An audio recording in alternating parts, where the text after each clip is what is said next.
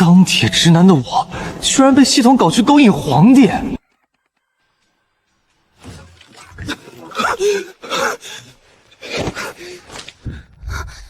青海里巨鹏，淡淡养肤奶。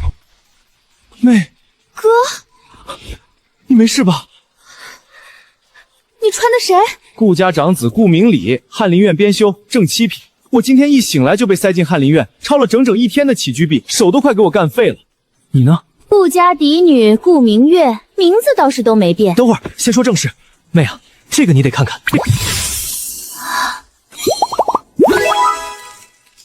你有没有被绑定这种反人类的东西？宫斗系统 3.0 至尊后宫攻略版，宿主已绑定。当前攻略终极目标：大雍皇帝宵夜。当前好感度-300。主线生死任务1，在3日之内施展无双魅力，成功爬上暴君龙床。什么？哥，这只死老鼠让你去攻略皇帝？可你是男的。我他妈知道我是男的，你翻翻你的手，万一你也有呢？恭喜宿主成功绑定败家系统，终极任务：败光贪官爹所有贪墨的钱财。奖励：兄妹2人共同完成任务，便可以回到原世界。败家，给你的是败家，给我的是宫斗爬龙床。妹啊，咱俩这系统是不是绑反了？我一个来自21世纪的精英女强人，系统居然让我败家。那我还是爬龙床呢，这我上哪儿说理去？如果我拒绝呢？将无法回到原来的世界，并在该世界不入轮回，永垂不朽。你哥我现代重点工业大学正教授，水利工程、机械工程双料博士后，这破系统居然让我去孵暴君！哥，那你3天后没爬上龙床，失败惩罚是什么？阉了，打入冷宫。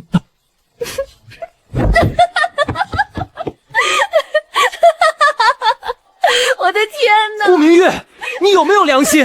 你哥都要进冷宫当太监了，你还笑得出来？新手友情提示：3天后，皇家监察院突击暗访，顾德白贪墨江州10万两水患赈灾银一事将彻底暴露，届时顾家将被抄家灭门，请2位宿主尽快提升皇帝好感率，花掉赃银。我先搞清楚一个事儿，我这便宜爹到底贪了多少？一共8亿两白银。8亿两？我爹这是和珅转世吗？怎么这么不走寻常路啊？月儿、李儿，我的心肝肉们，你们都在一块儿呢！哎呦，我的乖宝们，别怕，都别怕，爹在这儿呢。是爹不好，昨晚不小心说漏了嘴，让你们听到监察院要来查账的消息，受惊吓了吧？放心，把心放在肚子里。爹在官场摸爬滚打这么多年，那是吃素的吗？这次江州水患的10万两赈灾银，爹早就连夜让人转移了，账本做的天衣无缝，钱藏在了一个连狗都找不着的机密死角。过几天监察院那帮犊子来检查，咱家定然是2袖清风1清2白。爹就是把钱带进棺材里，也绝不让他们查出一丝半点，绝不会让人砍了你俩这如花似玉的小脑袋瓜。妹，你怎么了？藏的连狗都找不见，我怎么画呀？爹，我这心里没底，您还是把藏钱的地方告诉我吧。城东义庄地窖里3万两，城北破庙佛像肚子里2万两，西郊猎场枯井下头5万两。爹让人全都用油布裹了3层，还撒上防虫的草药，别说人了，狗来都闻不出来。等风头过了，你们想要什么，爹都给你们买。爹，怎么了，月儿？您说那10万两全是赈灾银子？可不是嘛，不是赈灾银子，哪来这么大手笔？触发任务，当前可支配资产10万两白银，来源江州水荒赈灾款，任务目标4日内全部花光。注意，取之于民，用之于民，直接销毁、丢弃等不计入花费，必须产生实际交易行为。任务奖励：获得1次未来头条小报查阅机会。怎么了？爹，赈灾银子的藏匿地点，详细给我列一份清单。你要清单干什么？花钱。你说什么？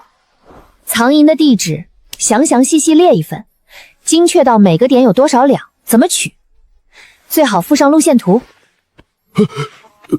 不烫啊？爹，我没发烧。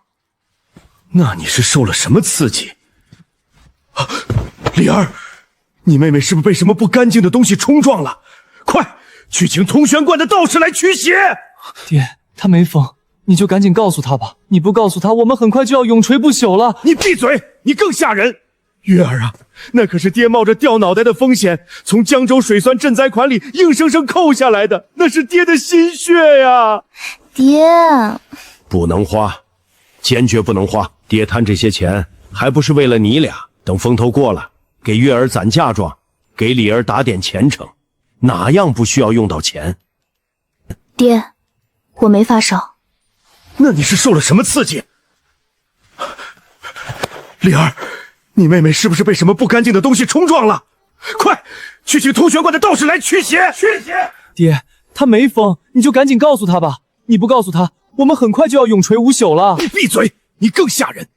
月儿啊，那可只是爹冒着掉脑袋的风险，从江州水灾赈灾款里硬生生扣下来的，那是爹的心血呀！爹，哎呦，我的月儿啊，别哭！我就是害怕嘛，监察院就要来了，我一想到万一被查出来，咱们全家就要……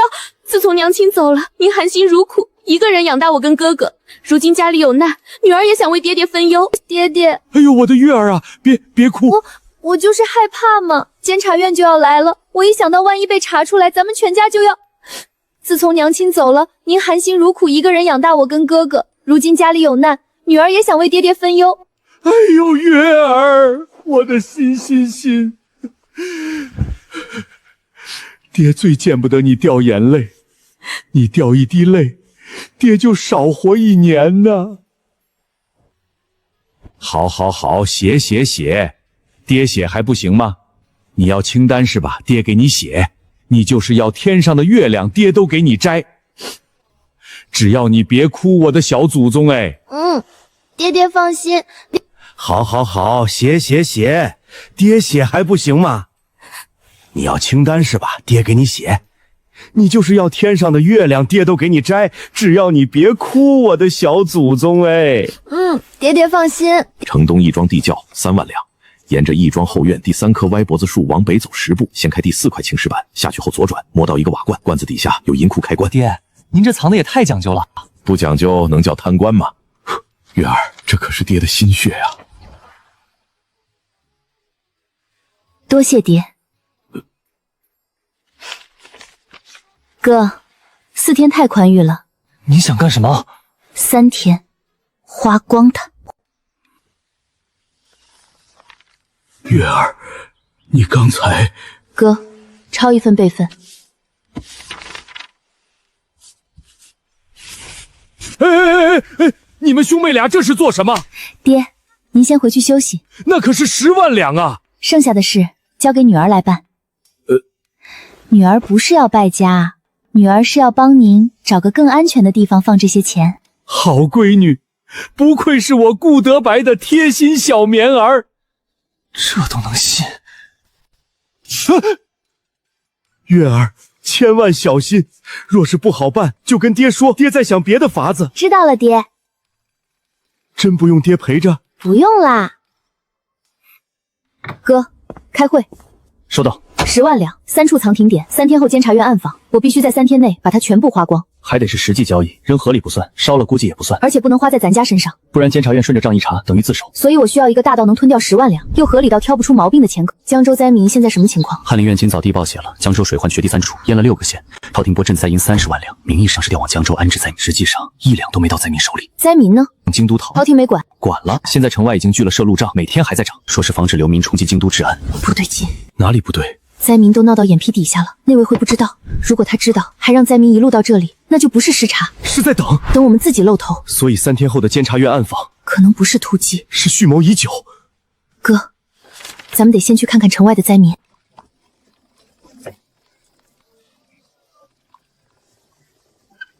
小姐，您穿成这样出门，别人还以为您是哪家铺子里的账房姑娘呢。账房姑娘好，低调。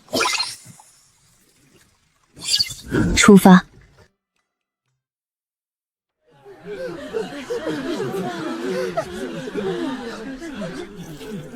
小姐，好多人。军爷，求求你了，让我进去看个大夫。不许进，都往后退。人都快没气了，还不让看病？再往前就别怪我不客气。小姐，咱们还是走吧，这地方看着要出事，已经出事了。灾民都到京都脚下了，赈灾营还藏在我爹的枯井里，这不是暗访前兆，这是把渔网铺到家门口了。桃枝，哎，在呢，小姐。去看看那些灾民里壮劳力多吗？啊，好嘞。数千灾民，青壮至少30%，泥瓦匠、木匠、农夫、河工，总有能干活的手。小姐，壮劳力挺多的，那边好多青壮男子，还有不少妇人也壮实，就是饿得厉害。得找个大点的地方，把他们引过去，远离皇城。走，去西郊。去哪儿？荒山。小姐，这什么破路啊！奴婢的屁股都快颠成8瓣了。先确认5万两的位置，钱不到账，计划全白搭。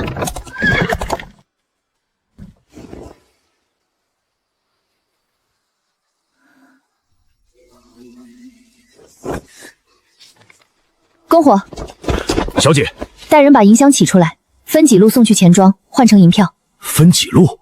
一口气抬10几箱银子进城，嫌别人看不见。明白，低调。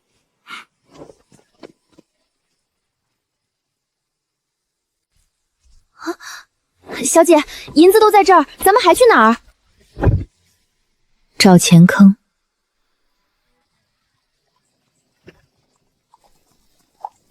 这地也太荒了，连条像样的路都没有。红色山岩，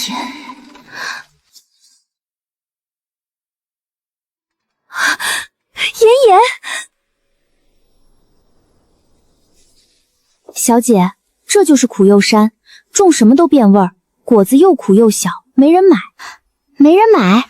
茶商都嫌这土不行，荒了好几年了，位置偏，路又烂，土还差，买下来开发，稳赔不赚。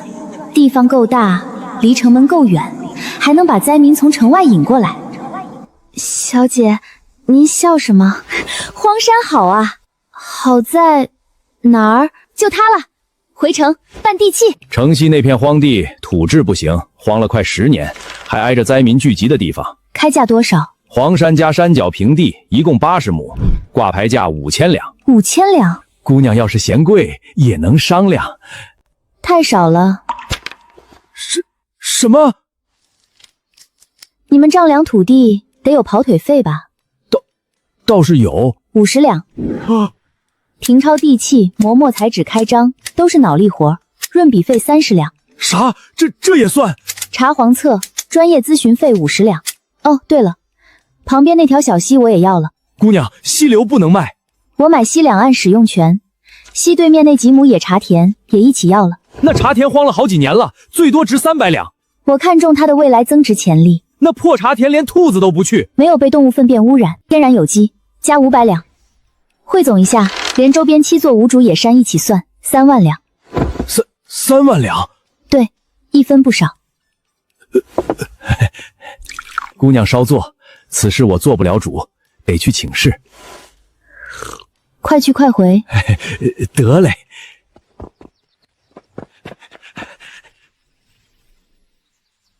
顾府嫡女进了地契房，要用3万两买城西荒山，她自己加的价。是，跑腿费、润笔费、咨询费、西岸使用权、荒茶田、无主野山，全是她自己加的。买家主动给卖家发补贴，我还是头一回见。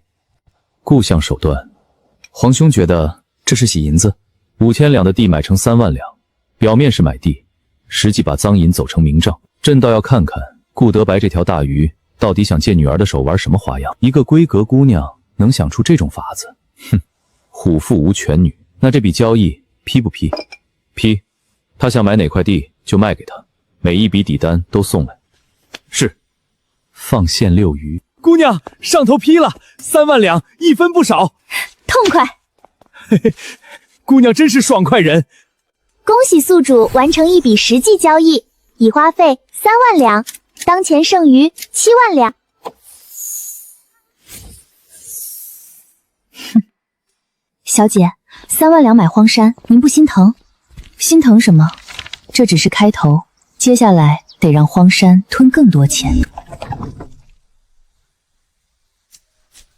3万两买地只是开头，真正烧钱的是人。小姐，他们都看过来了。诸位父老乡亲，我知道大家从江州一路逃来，吃了很多苦。也受了很多罪。我今日来是想给大家指一条活路。姑娘，什么活路？做工。做什么工？我在城西买了一块地，要建作坊、搬运、建房、开荒、种植、加工，什么都需要人。壮劳力，月钱5两。5两？小姐，5两是不是太高了？高才花钱。妇人做轻活，月钱3两；老人和半大孩子做杂活，月钱2两。入宫之后，包1日3餐，顿顿管饱，逢5加1道荤菜。管饱还有荤菜。第1个月工钱日结，每日150文。姑娘，不，东家，我能扛，我能搬，我一个人能干3个人的活，您收了我吧。我也报名，我也来。东家，我会砌墙，我家婆娘会纺线，我老了，可我还能烧火做饭。排队都排队，一个一个来。很好，钱坑开张，排队报名，一个一个来，插队的取消资格。东家，我叫燕小六，跑腿、传话、打听消息都熟，京都各条巷子我闭眼都能走。以前是做什么的？就摆野摊儿，卖点旧物。旧物？就是卖假货的。骗子也来应聘？不，我改，真改。东家让我跑腿，我绝不乱来。招了，以后做采购。采购？对，专门去市场上买高价的东西。东家，您是我见过最有眼光的人。啊，对不起，我不是故意的。你是灾星下凡吧？在下时不济，是个秀才，不是灾星，就是时运不太好。你以前在哪儿做过事？布庄、粮铺、酒楼，还有一些小铺子。然后呢？都不太顺。有多不顺？布庄我劝掌柜挂布防潮，他没听，布全潮了。粮铺我劝开窗防虫，没听，米仓被咬穿。酒楼我劝先备小菜，没听，客人催到关门。停！你到底毁了多少家店？5家？10家。50家店铺，你一个人干倒了50家店。不全是我的错，有几家本来就要倒了，我只是加速了一下。你是说你去哪家店就赔钱？差不多。赔得多吗？挺多的，布庄那次赔了3000两。你就是个命运多舛的人才。我从今天起，你就是普济堂荒山事业部的大掌柜，月薪10两。10两？大掌柜，东家，您是在做善事还是在耍我？我没耍你，世上没有无用的人，只有没被放对位置的人。东家，我时不借这条命，以后就是您的了。时不济，后面的登记造册交给你了。东家放心，属下绝不辱命。姓名：张大牛。籍贯：家中几口，会什么活？常用锄头还是扁担？啊。下一个。行，登记这边稳了。小六，东家，您吩咐。今晚有件事交给你。您说。灾民刚有活路，人心还不稳，这种时候最怕有人乱传话。明白，嘴比刀快。第一，混进灾民堆里，跟他们称兄道弟，安抚情绪。明白。第二，打听谁会木工、泥瓦、打铁纺线，单独列个名册，明早给我。这个我熟。第三，我的身份不要乱说。难不成不能说相府大小姐？懂。该说的说，不该说的缝上也不漏。就说我姓顾，是商户女，家底丰厚，让大家安心落脚，踏实干活。得嘞，我最会编故事，保管让他们听完，今晚都能睡踏实。别编过头。明白，真话打底，稍微润色。这张嘴用好了，能省不少麻烦。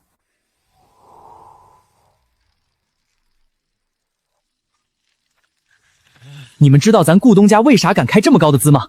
为啥？人家从小跟着家里走南闯北做生意，7岁看账本，9岁管铺子，眼光毒着呢。真的假的？哎呦，当然是真的，不然他能一眼看出谁会干活，谁能管事儿。你们看石掌柜，刚来就被东家放对位置了吧？还真是。跟着这样的东家还怕什么？踏实干，1年荷包满，2年置家业，3年后进城买米，掌柜都得喊你一声爷。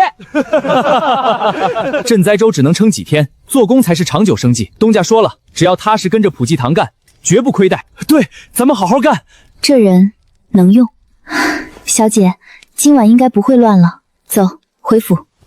顾家小姐在城西招灾民做工，包吃包住，月钱高的离谱，还派了个叫燕小六的人在灾民里安抚人心，买黄山招灾民，发高工资，连人心都提前稳住了。顾德白的手笔，皇兄觉得这还是洗银子？赈灾银变工钱，赃银散尽民间，灾民拿了钱，自然暂时不会闹。哼，不得不说，顾德白能在官场摊了20年屹立不倒，确实有几把刷子，连女儿都藏得这么滴水不漏。不过2个月后银子花完，顾家养不起这么多人，灾民反噬，事情就捂不住了。朕倒要看看顾德白还藏了多少反手。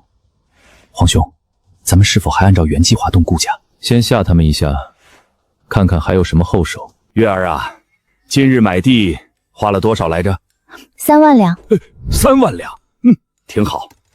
爹不问我买那荒山做什么？月儿想做什么，爹都支持。爹，您听过藏富于民吗？听过。3万两买的是地，买的是资源，买的是将来的市场。等时机到了，回头就是6万两。回头6万两，翻1倍。就那鸟不拉屎的荒山头还翻倍，算鸟，日后爹多捞点，让闺女开心霍霍。好闺女，有出息，爹高兴。我哥呢？回小姐，大少爷晌午就把自己关在房里，到现在没出来，饭也没用。我去看看。好闺女，先吃饭，让下人去喊吧。不用了。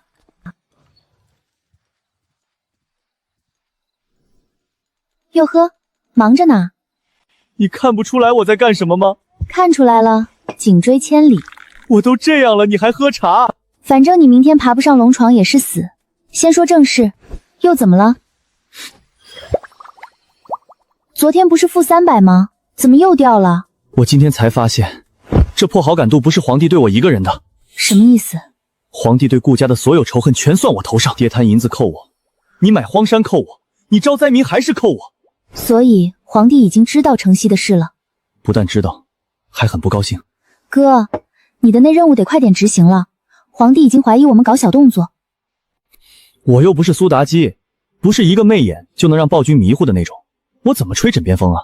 而且我品级这么低，今天在宫里绕了一天，根本见不到皇帝。你们翰林院晚上不是还值夜班吗？妹，你说的职业是正常职业吧？先正常，见到皇帝先讲水患，若他要动顾家，就让他知道顾家还有用。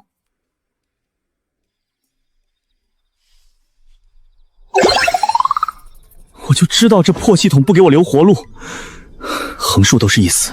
今晚我定要成为那个爬上龙床的男人。站住！干嘛的？翰林院编修故事里，今夜值守待诏，有急件，须呈皇上御阅。稍等，我去通传。进。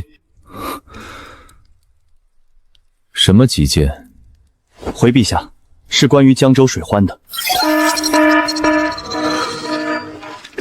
横竖都是一死，拼了！都滚下去！你爬朕的床干什么？朕没有龙阳之好，你最好能给朕编出个理由，否则拖出去杖毙。陛下，臣想找您讲讲都江堰的原理。什么东西？都江堰治水奥义。你爬上朕的龙床，就是为了讲水患。对，臣昨夜梦见仙人，说只有坐上陛下龙榻，才能想明白治理江州水患的法子。天下水患治理妥当，可造福后世。陛下若成此功，千古流光。江州水患根源不在天灾，真正问题是河道淤积，堤坝年久失修，上游泄洪口设计不合理。若只年年补堤，花再多银子也白搭。继续。都江堰最妙的地方是不用堵水，而是顺水。上游设分水鱼密，把水一分为2，内将引水灌溉，外将排洪泄沙。泄沙？对，再修飞沙堰，借弯道水流把泥沙自己冲走，不是人下河挖，是水自己干活。水自己清泥，表层水往外冲，底层水往内卷，泥沙跟着底层水走，最后从飞沙堰排出去。只要位置对，河道就能自己维持。你一个翰林编主，怎么懂这些？嗨，无聊打发时间瞎看的。主要是臣对水利工程感兴趣，查过江州30年水文记录。30年水文记录，决堤最重的3处全在同一段弯道。弯道外侧冲刷力大，内侧泥沙堆积，河床一年比一年高。水一涨，低就扛不住。继续说。那臣从分水鱼门开始讲。分水鱼嘴不能乱射，必须放在弯道上游，让水势自然分流。内江要稳，外江要猛，一边灌溉，一边排洪。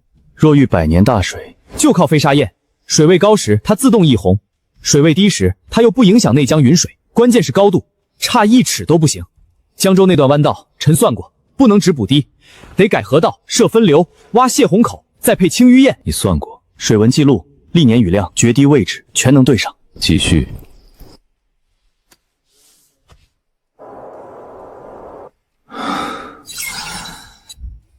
今日到这儿，臣告退。吹枕边风，应该也是字面意思吧？臣告退。陛下，此人轻薄圣驾，杀吗？飞沙堰，弯道环流，这个顾名里有些东西暂时不能杀。明晚让那个姓顾的翰林继续来值夜。恭喜宿主，任务完成，好感度加5，当前好感度负575。才加5。姑娘，修什么？补门框还是换窗轮？1300名工匠，木匠、瓦匠、铁匠、漆匠都要，工期10天。光人工就要4000两出头。4000两，另给每人每天50文辛苦件，但工期和质量必须保证。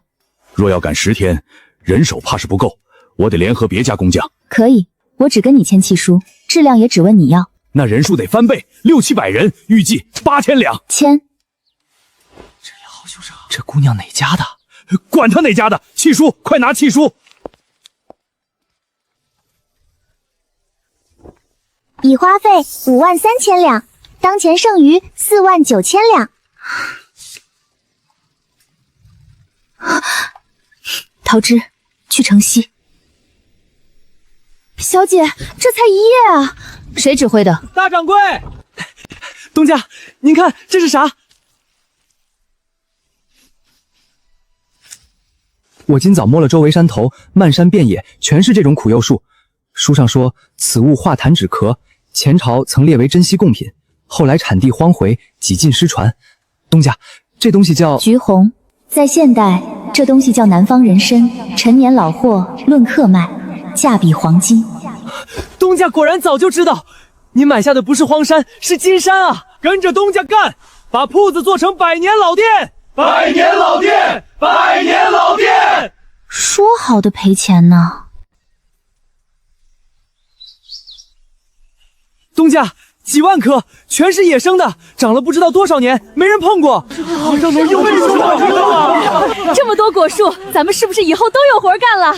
好不容易花下去3万两，好不容易挑到鸟不拉屎的荒山，怎么一买就变金山？东家，咱们下一步怎么办？下一步，我们先……东家，监察院来了一队官爷。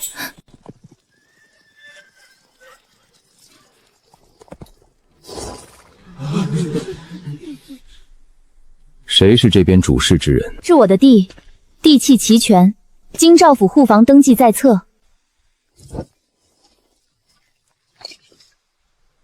姑娘好大的手笔，3万两买一座荒山，1000多号人包吃包住，月钱还开得这么高，姑娘家底殷实得很啊。殿下谬赞。你认识本王？不认识，但监察院直属天子，能让他们随行护卫的，不是陛下就是王爷。陛下不会亲临荒郊。这片地效益愈发深邃，你打算拿来做什么？制药。制药？山上这种苦柚，世人皆以为无用，但果皮入药可化痰止咳、理气健脾。前朝有记载，只是后来失传了。所以你花这么多银子，是为了造福百姓？江州灾民逃到京都，镇州只能撑几天，让他们有活干，有月钱，才是长久活路。这地，这山，这上千号人，全靠顾姑娘一个人的银子。殿下，普天之下，莫非王土。这地是朝廷的地，这山是大庸的山，灾民是陛下的子民。我花的每1两银子，都会花到他该去的地方。百姓稳定，天下才稳定。哼，说得好。那本王下个月再来看看顾姑娘的制药成果，是否真能回到该去的地方。东家可有难处？无妨，继续做我们的事。阶段性小节会议开始。哥，皇帝那边怎么样？好消息，仇恨值降了。降了多少？50、500？ 5。你说多少？5，从-580变成-575。哥，你是不是魅力不够？我在龙床上讲了一整眼水利工程，只加5，咱爹打个屁都够我侍寝50-60天。按这个速度，你要清零，得讲115个通宵。士可杀，不可辱，老子不干了！系统说了，任务失败没有来世，只能在这里永垂不朽。恭喜宿主，皇帝好感度首次提升。解锁密床软语哄睡技巧大全 C 橘红镇可散跑至全攻1。这破系统选项设计的真有水平，2个霍霍你，1个救我。选 C， 我但凡犹豫1秒，都对不起我的学历和钢铁直男属性。兑换成功，已获得橘红镇可散跑至全攻1。等等，你买的那片荒山全是名贵药材原材料啊！我买荒山是想赔钱，可时不济非要查山上种了啥，现在还被皇帝和七王盯上，不产名贵药材都不行。叮咚，新任务发布，10日之内在御寝殿为皇帝献上一支舞蹈，要求让皇帝眼前一亮，惊艳四座。新任务来了，系统让我跳舞。哥，你会跳舞吗？我连广场舞都踩不对拍。那确实能让皇帝眼前。东家，这工艺太细了，刮皮、蒸笃、烘晒、陈化，连火候和间距都写清楚了。若真按这个做，普济堂必成大雍第一药房。所以药房规格必须跟上。东家，要盖新棚子，我认识几个便宜木匠，手脚快，价不要便宜。那东家的意思是，咱们普济堂走高端路线，药材是顶级的，厂房也得配得上档次。高端路线配得住档次。你们见过哪家奢侈品作坊用松木搭棚子？所以我们的标准就是不求最好，但求最贵。小姐，最贵的不一定最好，那就买又贵又看着好的。紫檀木药柜、青砖瓦房、铜制蒸锅、上等炭炉、细麻包装朱砂印泥。东家，光药柜和蒸锅怕是就要上万两。很好，可咱们刚起步，会不会太排场？品牌调性必须一开始立住。品牌调性，懂了。东家这是要让人一看就知道，咱普济堂不是小打小闹，是奔着100年招牌去的。东家放心，我一定按最贵的买。不是尽量最贵，是必须最贵。能买10两的，不买9两9钱。我去跑世面，保准把最好的、最贵的都给您找来。49000两，2天内清完。只要他们别替我省钱，这回总该能亏了吧？算了，这个回头再说，正事要紧。你就当没看见。城西又来了上千灾民，都是听说普济堂包吃包住来的，经济不能再塞人，再塞就要出事。那得让他们回江州。江州良田都泡在水里，回去干什么？种地不行，但江州水落密，湖泊多，水患后全是浅水滩潭，所以养鸭。水草、鱼虾、螺丝都是天然饲料，成本低，灾民回乡就是现成劳力。鸭蛋、鸭肉能吃，鸭柔还能做冬衣。打住，我们是来花钱的。对，差点又赚钱了。先不管赚钱，把多余灾民输回江州，让他们有活干，不闹事。后续产出就当新项目，让便宜爹继续投钱。你要去江州？今天去，今天回，找个懂压货的人把摊子搭起来。我陪你，反正陛下翻我后腕的牌子，别问，问就是宫斗系统。我去探探底。老哥，本地人吧？干啥行当的？给客人上门做鸭的。这行干多少年了？20年。我爹就是干这个的，祖传手艺。祖传？以前客人多的排不过来，我干完这家干那家，从早干到晚，客人们那叫一个满意。大哥，身体真棒。哥，你脑子里装的都是什么废料啊？人家是厨子。怎么着？看不起厨子？我陈三刀做鸭一绝，在江州城可是响当当的名号。不是，老哥，我没瞧不起，是我理解错了。细皮嫩肉的书生，脑子里想啥呢？姑娘要吃饭，小店没菜了，灶台都让水泡了。你对做鸭精通，对养鸭了解吗？那可太了解了，我3岁就在鸭圈里摸爬滚打，哪只鸭子骨架好，长得快，肉紧实，我手一掂就知道。那你后来怎么不养了？赔钱呗。我为了让鸭肉好吃，一天赶着鸭群跑好几圈，肉是紧了，可耗时耗力，产出低，入不敷出。赔钱好啊。啊？这个行业里就缺你这种喜欢钻研的人。你这店我盘了，连人带店500两。姑娘，你别拿老陈寻开心。从今天起，你跟着我干。普济堂江州分号家禽事业部掌柜。什么事业部？就是专门管鸡鸭鹅的部门。姑娘，江州现在百姓饭都吃不上，您要在这儿做生意？不是做生意，是给他们找活路。公伙，搬张桌子出来。桃枝，拿契约纸，敲锣。小姐，敲了喊啥？就喊发钱了。啊！发钱了！发钱了！诸位江州父老，我是京都普济堂东家，今日来江州是要给大家发钱的。姑娘，发什么钱？施粥吗？不施粥，普益堂要在江州大力发展水禽养殖业。就是养鸭子。养鸭子能吃饭吗？只要愿意加入普济堂成为养殖户，当场签契约，每户先发1两银子，无息借款，买粮买布修屋子，随便你们先救急。1两银子先给我们？就是先把钱借给你们花，不收利息，后面慢慢还。鸭苗不用你们买，普济堂统一采购，免费发到每户手里。陈掌柜负责教你们养鸭，等鸭子长成，普济堂按市场最高价全部收。东家，你说的可是真的？真给银子，真收鸭子？白纸黑字，诚信无欺。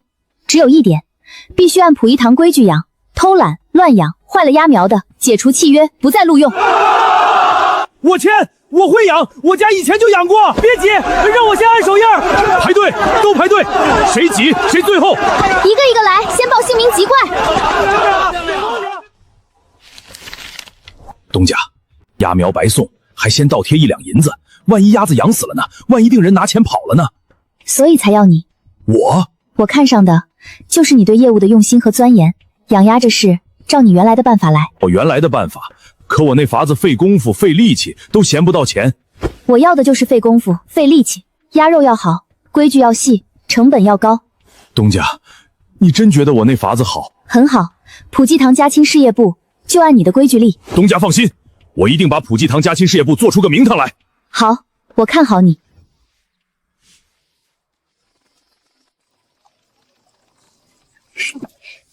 首项任务完成，奖励已解锁，未来头条新闻查阅机会1次，是否使用？用。大雍2年夏，京都爆发未知呼吸道传染病，城中死伤无数。这呼吸普通传染病，患者初期高热不退，继而剧烈咳喘，痰中带血，疫病经飞沫传播，3日即可致死。高热、咳喘、痰中带血、飞沫传播，古代没有防护，后果很严重。又向顾德白于疫病肆虐期间贪墨巨额药材专款，致使大批百姓无药可治，龙颜震怒，故事一族满门抄斩。我操！橘红镇咳散得提前量产，口罩、纱布、药材库存全都得准备。口罩要纱布，纱布要织布。这个时代棉布产量不行，得改纺车和织布机。哥，先记着，回京再排。月儿、李儿，听说你们去江州谈生意了，真出息。爹，你有话直说。乖女儿，好大儿，爹发大财了。多少？工部那帮蠢货做账漏洞百出，爹随便拨弄一下，今日又进账10万两，江州治水专款。爹是江州治水专款？对呀，10万两呢，你爹厉害吧？败家计划赶不上我爹贪墨速度快。检测到宿主家庭新增巨额赃款，触发限时任务，1个月内合理合法败光10万两赃款，任务失败惩罚。哥，跳舞的事儿提上日程，趁皇帝被你惊艳到，赶紧把江州治水的差事要下来。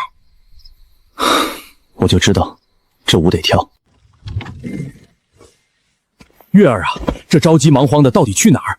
爹，带您看个好项目。什么项目？金山项目。闺女，你该不会又在打爹银库的主意吧？爹，女儿像那种人吗？像了。爹，您这些年为了家里操碎了心，位高权重，鞠躬尽瘁，鬓边都生华发了。我和哥哥都大了，也该替家里分担。您歇歇吧，让女儿来赚钱，给您养老。好闺女，爹没白疼你。东家好，东家辛苦。他们不是乞食，是伙计。这些人倒是真在卖力，给他们活路，他们就能自己站起来。属下十不记，普济堂荒山事业备大掌柜拜见大老爷。十不记，把昨日汇报给我爹也说一遍。截止今日，普济堂登记伙计2303人，已平整土地60亩，搭建工棚92间，开挖排水沟渠1200丈，山上野生苦柚树，清点43000余株，经古籍药典确认，果皮及失传名贵药材橘红。这东西值钱？值。若按东家定下的高端药仿规格炮制，陈年橘红可论克售卖，普济堂不是小作坊，是未来的大庸第一药房。爹，银子放在库里是死的，投进来才会生钱。你真有把握？爹，女儿不是胡闹。橘红、灾民、药坊、江州治水，都是一盘棋。好，爹先看看你这盘棋能下到哪一步。橘红，化痰止咳之圣品，曾列为贡品，1两可值白银10两。山上43000余株苦柚树，按出皮率算，年产柑橘红至少6万斤，折银约96万两。多少？96万两。若陈化3年以上，还能翻倍。月儿，3万两买这座山？不，爹，是这一片山。这哪是经商，这是拜了财神爷为义父啊！爹，再看看厂房规划，这边是1号制药车间，那边是晾晒场，朝南，下风口建炭窑，烟气不进车间。等等，梁具用金丝楠木，一根少说500两，10座厂房光木料就得上万两，这也太有档次了。爹，这叫品牌盎价。啥价？同样1斤橘红，从茅草棚子里出来和从金丝楠木产房里出来，客人愿意出的价能一样吗？要是吃进肚子里的，环境越讲究，客人越放心，逼格上去了，价自然也上去了。有道理，就该有那个格。爹爹，现在有个问题。什么问题？银子不够了，之前10万两买地预支人工，采买设备见底了。这买卖你有几成把握？10成。走，回家，爹给你拿钱，10万两，你拿去折腾。谢谢爹。还有，你这么大摊子，没账房不成？爹拨一拨得力的人过来。那就安排一队账房来吧。当前任务：才艺展示，为皇帝献上一支舞蹈。任务要求惊艳皇帝，剩余时间6天14时。人在最懵的时候，最容易答应事儿。顾大人，陛下宣您进去。脑袋和脸皮比，还是脑袋重要。臣顾哲理，参见陛下。今夜准备了什么秘籍？灵渠还是郑国渠后续？陛下，臣今夜不讲秘籍。哦，臣有一样东西想呈给陛下看。呈上来。顾大人，你要呈的东西在袖子里？不在。那在哪儿？在臣身上。顾大人，慎言。不是那个意思。臣的意思是，臣要亲自展示。这是仙人传授的一种水中生物随波运动之形，臣想以此引出治水之道。水中生物，海草。顾明礼，臣在。朕现在还有耐心。臣明白。像一棵海草，海草，海草，随波飘摇。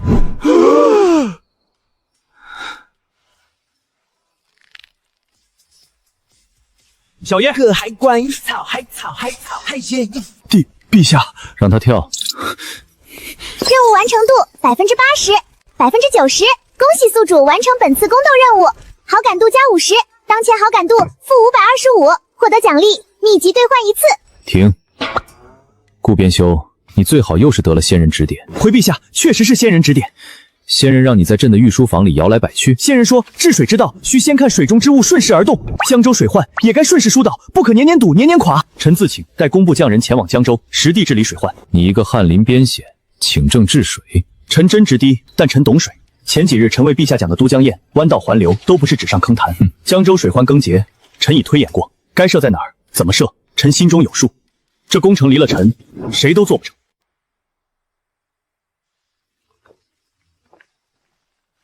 赵大人，请。河道弯道外侧湍热力最大，泥沙在弯道内侧堆积，分水于内江引水，外江排洪。陛下，这折子谁写的？臣写的。你在翰林院修了几年书？3年。去过江州吗？去过1次。1次？去了1次就敢写这种大胆建议？玩窝赵培自动清淤，听着倒新鲜。江州那段河道不是1、2句新词就能解决的。臣知道。知道还敢说？正因为修了30年还没好，才说明原来的法子不行。顾编修慎言，工部治水多年，不是你翰林院抄几本书就能指点的。我不是指点。江州水患不是单纯堤不够高，水流被硬堵，泥沙越积越多，河床提高，堤再高也迟早垮。所以你要分水。分水、泄洪、排沙3件事一起做，水不能全堵，泥不能只挖，要让水自己把泥带走。这里设鱼嘴，把主流分开；这里设飞沙堰，洪水来时地流排沙；这里开保重口，控制进水量。水量怎么控？洪水季节一冲，堰体拿什么称？算水流量，端面溢流。臣可以交给工部匠人，让他们现场算，现场调。周大人，30年没修好，不是匠人不行，是你们技术不行。顾编修，你这算法到了江州，匠人能听懂？能，先量河宽、水深、流速，再算面。不会算的，臣教。治水画几条线上说教就能成的。所以臣没让诸位在京城凭嘴定成败，去江州看水说话。飞沙堰、鱼嘴、保平口，臣确实从未见过这种合用之法。可若真能以水代沙，比年年挖鱼省力太多。周大人，江州的堤确实修了30年。赵培，你觉得此法可行？回陛下，臣目孙桑有图有术有施工法，值得一试。好，此事便由你督办，朕信你。你折子里写，半年内根治江州水患，若不成，提头来见。臣写了。这话从皇帝嘴里念出来，怎么像已经把刀架脖子上了？现在还敢认？敢！臣敢立军令状。疯了！好，顾明礼明日起入江州水利议事，具体开始朕亲自。即日起，顾明礼暂入工部，领江州水利督造使，工部拨匠人300，限期半年。臣领旨。每月回京述职1次。是。述职时，把你那些新发现的秘籍也一并带来。臣尽量多找。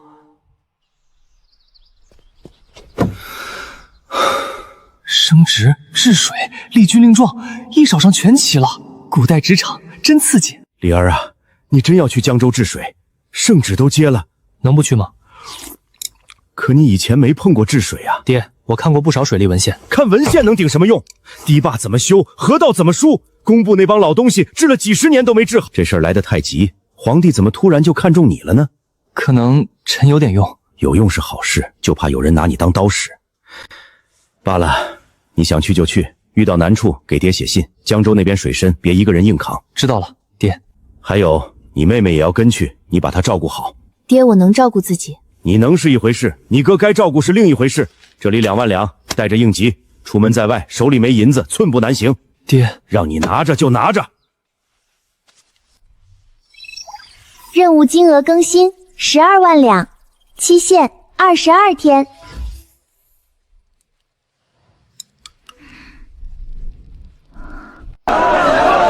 俺昨日开荒，今日咋又加要俺搬木料？我男人会编竹节，别让他去挖土啊！东家，先发饭还是先记名？我排2回了。一个一个来，先说姓名、乡里、手艺。石掌柜，这人刚才叫张大牛，现在又说自己叫张二牛，那是他弟，别写混了。停，先分组，开荒、搬料、搭棚、采药、造房、挑水，谁做什么？木牌上写清楚。开荒组、营造组、采药组、树务组、造房组、挑水组。东家，矿工怎么算？无故不到，扣半日工钱。病了可以请假，找组长登记。东家，俺娘病了，俺要送药咋办？请假，写清楚，回来补工，不扣。每人1块木牌，姓名、组别、工钱、领饭次数都写上，发钱认牌。这样就不会冒领、重领、混领。饭也一样，早晚2顿，重活加粥。抢饭的扣当天工钱。东家，那干得好的呢？每7日评1次。干活快，不闹事，不偷懒的加钱。东家，咱开的是药房还是军营啊？2000多号人挤在山上，比军营松不了多少。2人管进出账，2人管库存和月钱。账目1式3份，到了我这里，账面要干净。银子干净还是收支都干净？全部。该给伙计的1份不能少，该交的税银也不能缺。东家，这不是立几条规矩？那是什么？今日把人管住，来日才能把事做大。我只是怕出事，他已经想到100年基业了。从今天起，你们8个人分管8道工序：清洁、蒸煮、烘晒、翻碱、配药、熬煮、封装、算陈化、陈化、藏餐。一个人不要从头做到尾。清洁组蒸煮做完送蒸煮组，制服组尾做完送上衣服组，到街一跳，不得能乱。东家，要是指前面一组越做熟，我们怎么办？交接熟先合格，哪道工序出错就追哪道管事。8组同时转，产量自然翻番。今天先跑一遍流程，问题晚上报给10部7。是。东家，这皮刮厚了算坏料不？外皮取薄，白瓤少留。刮好的往2号筐放，没刮的放左边，别全堆一桌。停，一张桌只做1道工序，采摘只管采摘，清洗只管清洗，刮皮只管刮皮。清洗组到水槽，刮皮组坐东边，切片组换薄刀，蒸制组等前面送料。石掌柜，蒸多久？水开后2个时辰，火不能断。晾晒那边果皮朝上，间距3寸。东家，这才叫真正的作坊。先别太真正。10部记管工序和品质，燕小六管采购和外联。我要去江州，少则1个月，多则3个月。每天1封信，产量、账目问题都写清楚。东家，您真信我？不是谁一开始就会跑，你脑子活，先试着干。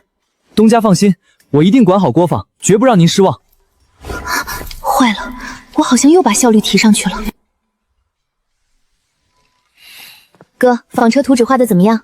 大框架出来了，3定脚踏纺车，效率至少翻3倍。问题是这玩意儿不贵，撑死2两银子。先别嫌便宜，开会。经营包子第2次工作会议，我这边橘红进站开工了，8组跑完第1轮，10部加管品质，烟小6管外联。我这边工部拨匠人300，已经准备好，明日能出发。江州治水重新做预算，要多少？匠人工钱、材料、运输、伙食，保守15到20万。那我给你预留3万，剩下7万先烧棉纺、口罩、灾民安置和养鸭。对了，你跳舞奖励领了吗？差点忘了。恭喜宿主完成才艺展示任务，请选择奖励。你说这系统是不是专门派来羞辱我的？回眸含情，初解。兑换成功，已获得智能导航地图。嘿，这个不错，连地质层和土壤含水率都有。未来3日天气也有。哥，这回治水能省不少事儿。新任务发布，1个月后皇帝寿辰，请宿主为皇帝送上一份亲手准备的贺礼。恭喜哥，这次不用被阉割了。你看最后一行，你现在好感度还有多少？570。任务失败就1070，会被杖毙。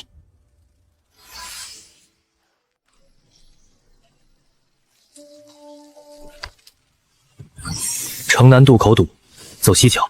这地图真能避堵？至少比我闭眼撞强。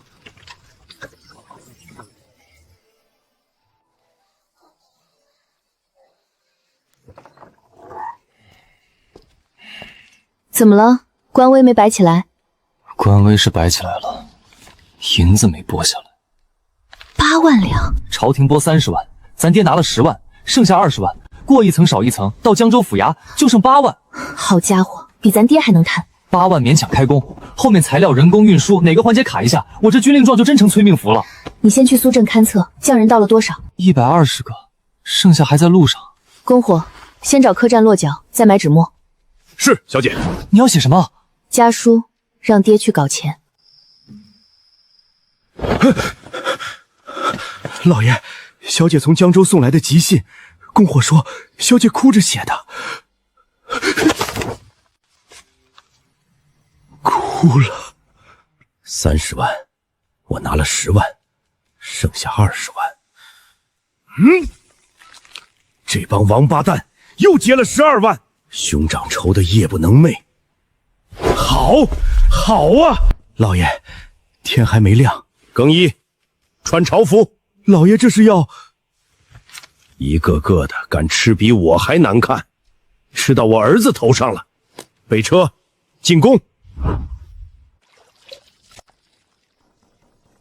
顾大人，顾督造使可在？谁？说是江州知府何元朗。顾大人，下官来迟，罪过罪过。何大人昨日不是外出办事？衙中事务繁杂，实在脱不开身。来，把东西抬进来。先前治水专款账目出了些纰漏，下官今日清算过了，12万两，一文不少，请顾大人清点。昨天你们师爷说，地方行政协调是定例，概不退还。下面人不懂事，下官已经训斥过了。何大人动作挺快。右相大人今早也来信，关心公子，让下官多多照顾。那就清点吧，日后治水还得何大人配合。一定一定。老爹行动力可以啊，一品右相还是有实力的。就是不知道他到底怎么下的人。我更奇怪的是，他有钱有手段，还这么能贪。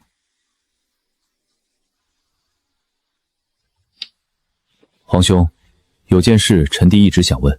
问，顾德白贪墨的证据，监察院已经查实，数额够满门抄斩，皇兄为何迟迟不动？杀了顾德白，朝堂会怎样？右相倒台，党羽清洗，朝堂震动一阵，然后空出来的位置会有更多人抢，抢到的人3年内变成下一个顾德白，杀一个贪官，暗处还有100个，百姓该饿还是饿，该死还是死。所以皇兄是想留他。顾德白该死，但他那双儿女有点用。顾明月安置江州灾民，3万户签了养殖契约，发银子分鸭苗，粮行重新开门。朕的赈灾银到江州府衙，知府关着门不敢动。他倒好，他爹贪来的赃银，把赈灾办得漂漂亮亮。朝堂那么多人，怎么没人想到这个法子？因为他们只想着怎么把银子从账上抹干净。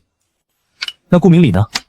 他也有些本事。皇兄说的是治水，分水鱼目，飞沙堰，弯道环流。工部那帮人听都没听过，他张嘴就来，还能画图列算式。他是真有才。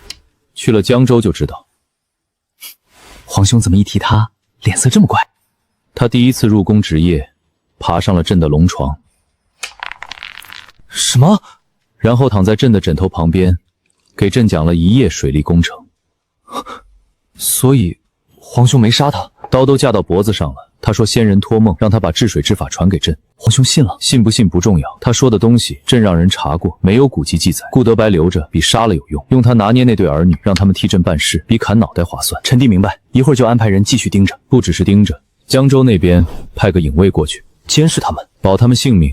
那2个人现在还有用，别让地方上那些蠢货把人弄死了。让你每天赶着鸭子跑，你就得跑，跑不动就养条狗，让狗追着鸭子跑。掌柜，别人家的鸭子蹲圈里吃食长汤，我家的倒好，越养越瘦。瘦才对。跑山鸡见过没有？满山跑的鸡，肉紧不紧实？香不香？那鸭腿都细了。加入普济堂，每天跑3趟，下水1趟，做不到就推鸭苗。罢了罢了，我回去养条狗。陈掌柜，标准挺严格啊。东家来了，老臣得您器重，自然不能砸普济堂招牌。32000户全登记完了，鸭苗第一拍发下16000户，剩下月底到户。成活率呢？9成2，死苗多是路上挤伤，还有些是头2天不会喂。我已经让人挨家叫了一轮，可人太多，散在10几个镇子里，我一个人跑不过来。你需要人手，最少7、8个懂行的，可还没赚钱就雇这么多人，不一定找会养鸭的。门外户能行？找会养鸭的，他有自己的老经验。你说往东，他偏觉得该往西。找不懂的，你教什么他学什么，从养殖户里挑，每个镇选一个最认真最听话的做片区负责人，每天查鸭群，发现问题上报，监督本片区按规矩。我一个人管7、8个手下，手下再管片区负责人，片区负责人管各村。对，由责任下放，片区管理。东家，皮脆肉紧，那咱们鸭子多少钱回收？按你的法子养出来，品质如何？皮脆肉紧，油脂少蛋香，圈养鸭再肥，一顿就柴。普通收购价每只20文，精品收购价每只50文。50文一只。严格按普济堂标准养出的精品才给50文，跑步下水喂食出栏一项不达标就降普通级，你定标准，你验收，江州家禽大业部你全权把控。东家放心，老臣一定把这儿做漂亮。东家，咱们能不能也自己烹鸭？说，我手底下几个伙计都会掌灶，卤鸭、烧鸭、酱板鸭，咱都做得出来。好鸭子何必全卖给别人，自己做成熟食，这个利是翻着赚的。不，我不需要赚钱，更不需要翻着赚。小姐，可以，真可以，给你拨500两，组建制鸭团队，产品清单、做法、用料、工时、定价都列出来，要求一样，流程标准化，品质稳定，剩下的你自行安排。好嘞，东家放心，我保准办漂亮。小姐，接下来去哪儿？去布庄看看。买布？不是买布，是找一个更能烧钱的坑。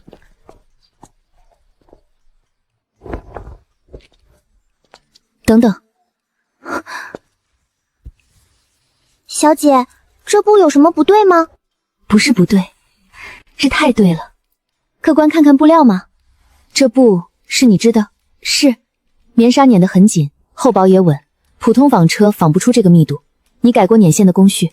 改过一点。找到了，能烧钱的新坑。苏婉，你倒是舒坦，我那侄儿刚走满1个月，热效还没脱，你就忙着摆布做买卖。小叔，铺子不开，我吃什么喝什么。这布庄是我娘家的陪嫁，跟沈家没有半文钱关系。娘家陪嫁？你干什么？嫁进我沈家的门，你的东西就是沈家的东西，铺子、布匹、纺车都该由我们叔伯替我侄儿管着。契书在我手里，这间铺子是我名下的产业，谁来了都是这个理。一个妇道人家懂什么契书？保不齐就是藏起来，想独吞家产。我也不难为你，契书交出来，铺子里的布匹、纺车都留下，我给你2两银子，你卷回娘家，往后改嫁也好，怎样也好，跟沈家再没关系。2两银子，光地上这几匹棉布都不止2两，打发要饭的呢。我不交。这布庄是我往后吃饭的家当，你们想拿走，除非我死。哎呦，你谁呀？放开！他的事我管了。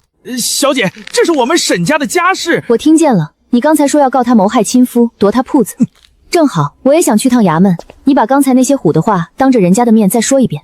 这就不必了吧？你叫什么？沈家谁主事？报上来。行了行了，今日出门没看黄历，晦气！你给我等着，这事儿没完，明天我还来。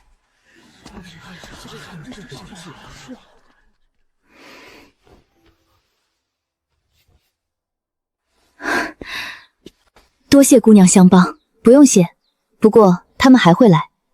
我知道。你这布一天能织多少？得看料。纯棉纱呢？棉纱捻得好的话，一天1匹，麻纱掺进去就快些，但手感会粗。一天1匹纯棉布，不是手快，就是纺车真的改过。能进去看看你的纺车吗？姑娘想买布的话，我搬出来给你挑就行。我不买布。苏婉，我想请你做一门生意。什么生意？替我织布。织布？我要做大量棉币，一个人织不完，我需要一个懂纺织的人，帮我带一批女工出来。姑娘是看我可怜才说这话的。你觉得我像那种因为可怜谁就掏银子的人？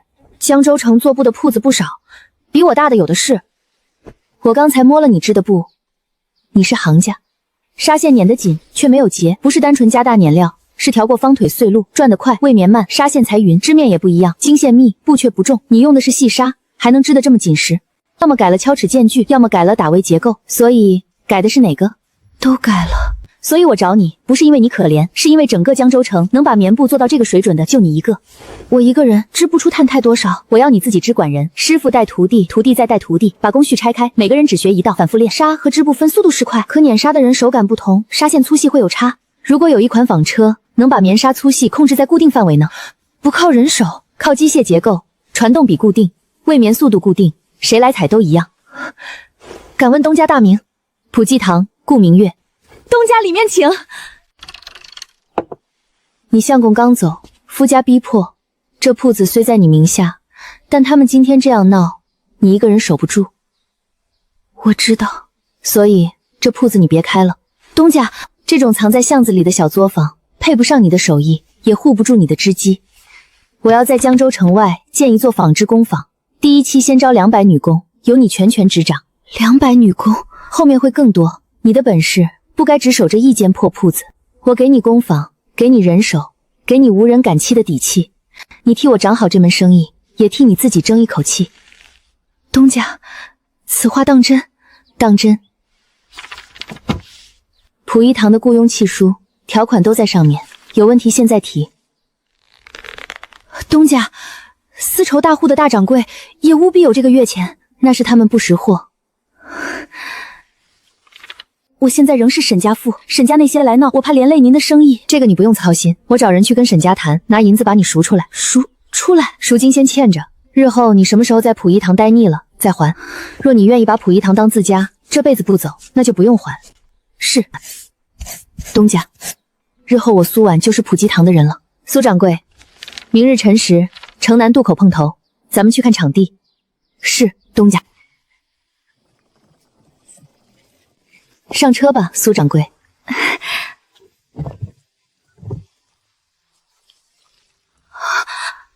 放弃文书，100两。别跪，我要的是大掌柜，不是哭哭啼啼谢恩的人。是，东家要做什么，我苏婉都跟。东家，这里要建工坊，厂房建这里，东边晾晒，西边浆洗，先搭工棚，再起砖木厂房。土干底下不潮，纺车和织机最忌潮，但工棚地面要铺砖，还要留气窗，棉絮多，闷着容易出事，就按你说的办。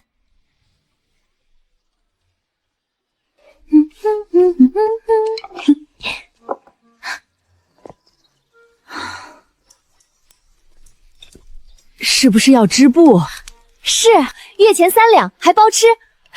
家里男人不让，在外头抛头露面，以后还嫁不嫁人了？伤风败俗。东家，今天来了2个，然后呢？走了2个。告示先别贴了。那招工怎么办？哼，换个法子，让人觉得不来就是亏了。饿不饿？想不想吃大肉包子？一人2个包子，吃完回来，我有活给你们，能赚工钱。让他们招工？不是招工，是造势。把话传出去，一人20文，带人来咨询，再给10文。东家您说不用跑腿，去聊天，就是嚼舌根，会不会？会，那可太会了！去菜市口码头上，人家说日子难，你们就接普济堂招女工啦，月钱3两，还包吃。3两？真的假的？那不是比码头扛大包的还多？对，再说名额有限，招满即止。介绍1名女子报名，就得10文推荐费，购买10个大肉包子。东家放心，比真话还像真话。东家，这些话大半都是编的吧？不是编的，明天会变成真的。这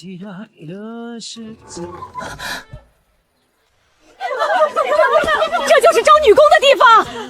是，先进来登记。掌柜的，我介绍了3个，是不是给30文？有，还真有钱拿，我还有人介绍。东家排了300多个。今天只录50人。什么？越难进的地方，就越有人想进去。找块大木板，挂门口，画50个房则。录一个，划一个叉。没录上的发补录布条，明天再来。东家，真只录50？今天来了几百人，最后只录50，消息传出去，明天来的人只会更多。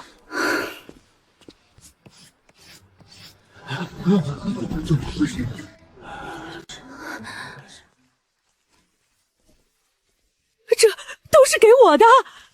入伙福利，凡是录取的女工当天领取。还发猪肉！今日名额已满，没录上的明日再来补录。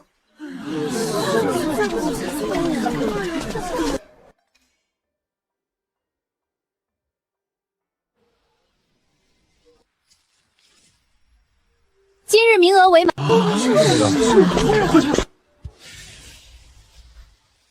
东家，今天花了多少？工服、米面、猪肉、推介费，加上孩子们的工钱，不到22两。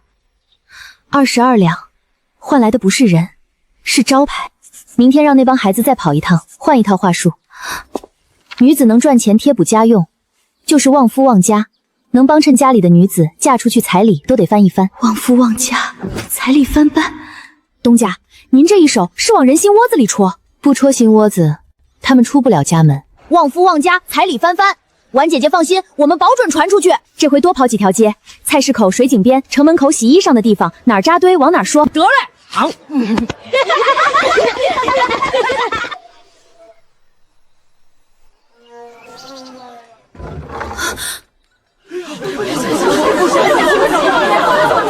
各位街坊，第1期名额已满，工坊还有第2期招募，1个月后贴告示，请先回去等消息。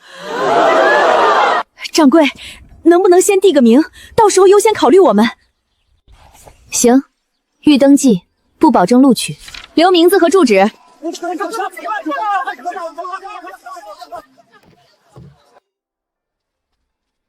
东家，他们真的出来了。出来了就别让他们白跑。200个录用，200个补录，400人全部留用，全留。先学后考核，明天开始，你带他们认工具，学落沙、纺线、查颤，考核合格才签契。有竞争才懂得珍惜机会。东家放心，我会把他们带出来。把录用册、补录册分开，明日辰时先认工具，不急着上手。是掌柜的。另外，开始大批量采买棉花，你有购买渠道吗？有，江州棉商，还有我娘家那边的，我都打过交道。把农户签下来，每月补贴1两银，棉花只卖普济堂，收购价按市价写进契书。东家，咱们把江州的棉农都签下来。对，有多少要多少，没有上限。日后棉布的需求会远超丝绸。好，我明日就去联络。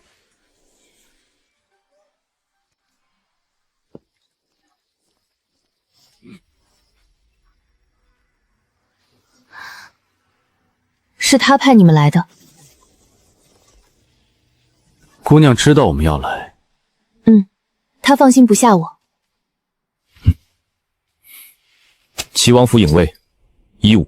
齐王府影卫，10。奉命前来盯着顾氏兄妹，防止你们死了。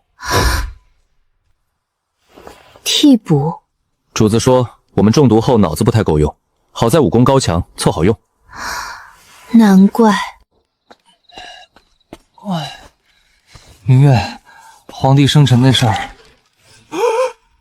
明月，有人要取我们狗命！他俩搜啥呢？搜你养的狗。为啥？保你狗命。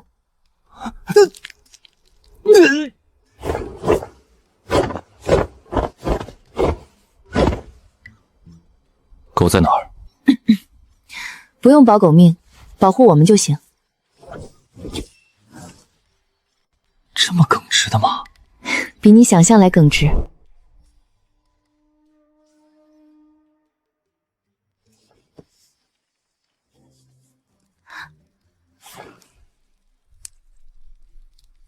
15，你总瞪着我干嘛？主子的命令是让我盯着你。绝了，字面意思上的盯着，还自动跟踪。先对账。河道花了6万两，上游水急，要加石头陈仓。加多少？至少2万两，还要外地调青条石。我这边也花了3万多，剩下的还得继续花。缺的钱从我这儿拨2万两。真给拨？你那钱不是只能投生意？以普济堂名义建码头，上面问就说方便日后运货。码头不好搞，官府、曹帮、本地商帮都得处理，所以选址避开曹帮航线。万一不讲理，就让齐王府的人去讲讲理。顾家兄妹好有钱，穷的只剩钱，还想招惹曹帮，难怪王爷让咱们盯着。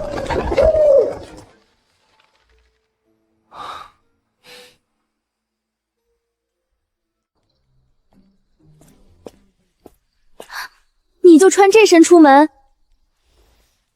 王府标配出勤戎装，白天穿夜行衣，还带4把刀。篝火，给他找件短打。小姐，这看着也不像好人啊。至少不像专门来杀人的好人。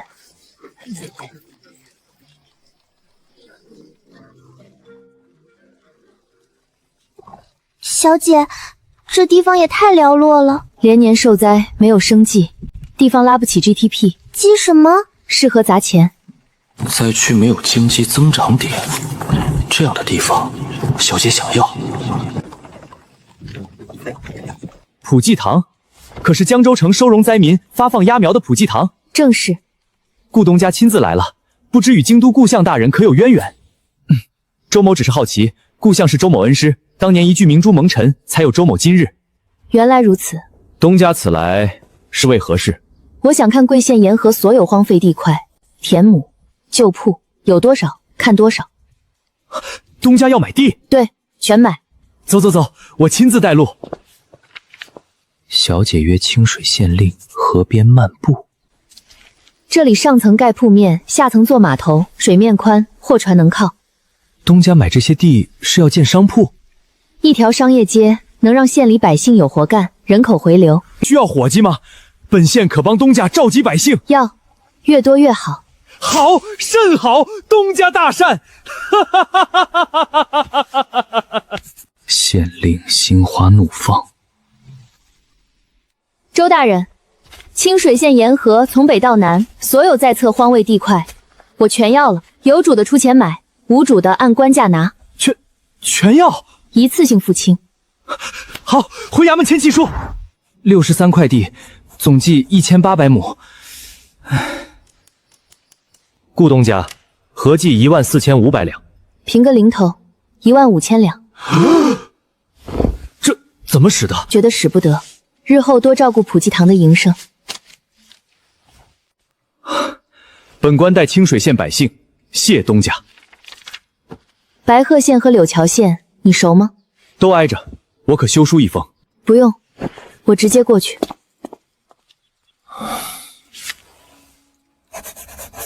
小姐买地如买菜，县令感激涕零。小姐买这么多荒地，究竟意欲何为？建商业街。那些地都在泄洪区，年年被淹，万一明年又发水，责任算谁的？朝廷治水工程已经开工，我只问贵县卖不卖？此事数额不小，需走正式流程，几日后再议。可以，我等3日，3日后没回话，我就另选其他。小姐，他怎么这么磨叽？给他们县送钱，还拿官腔。先去柳桥县。卖，能让百姓有活路，怎么不卖？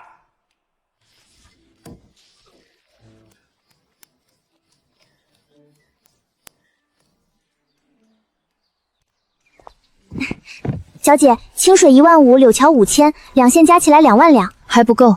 地有了，接下来要开荒建房造井招人，可这么大一摊子，没人管会乱。那找谁管？能跟乡绅打交道，能跟官差说话，还能跟百姓拉家常的人。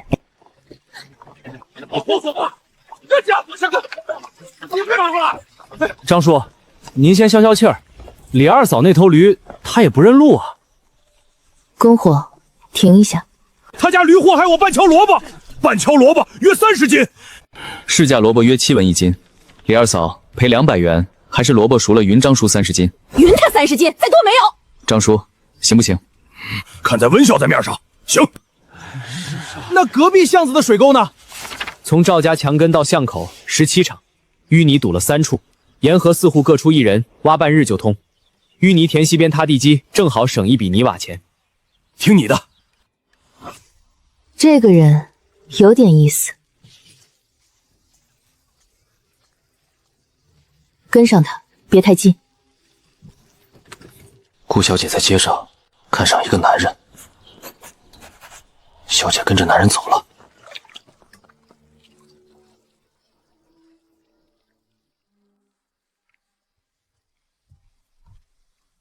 桃枝，去打听。小姐，他叫温燕之，府学教一家的公子，家里栽祖产没了，爹病着，娘眼睛不好，他帮人写信记账，调解纠纷糊口。柳桥这一片的人有事都找他，百姓信他。对，都说温秀才一句话比衙门差役跑一趟还管用。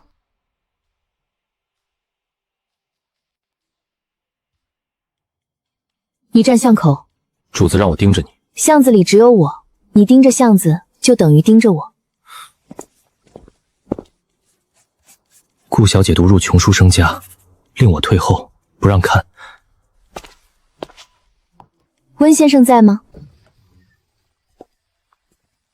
在。姑娘有事。方才张叔和李二嫂的事，我听了一阵。姑娘若觉得在下僭越，我觉得你算账算得够快。半期萝卜30斤，7文1斤，你张嘴就来。水沟17丈，淤泥3处，说明你自己量过。淤泥填地基，说明你不光会调停，还会算成本。姑娘找在下有何贵干？令尊身体不好，借一步说话可好？若你手里有一条商业街，沿河2个县，上千户居民，有本地人、回迁灾门、外来商户，地界、租金、水源、摊位，天天有人争，你怎么管？先分区。怎么分？住户区、商铺区、码头区，各自划片，每片设管事，由片区里的人自选，小事管事协调，大事再报上来。继续。新商户给3个月免逐期，水源和地界提前量好，画成图，钉在布告栏上，白纸黑字，省得日后扯皮。穷叔子侃侃而谈，顾小姐听得眼睛放光。若有乡绅仗着人脉占地，县衙差役都不敢惹呢。让他自己想办，给他面子，也给他长线利益。街口留碑亭，刻他秀著之名，日后揭示起来，商铺公账每年送一份心意，他有名有利，自然愿意换地方。纸上谈兵，姑娘见笑。那你愿不愿意把纸上谈兵变成实操？普济堂要在清水、柳桥建沿河商业街，我需要一个人，把乡绅、官差、百姓的关系理顺。你愿不愿意加入普济堂？东家，我愿意，只是我身上还背着债，身契压在别人手里。欠多少？37两。我替你清了，从月钱里扣。月钱多少？10两。温燕之愿意跟随东家。城王姑娘有事。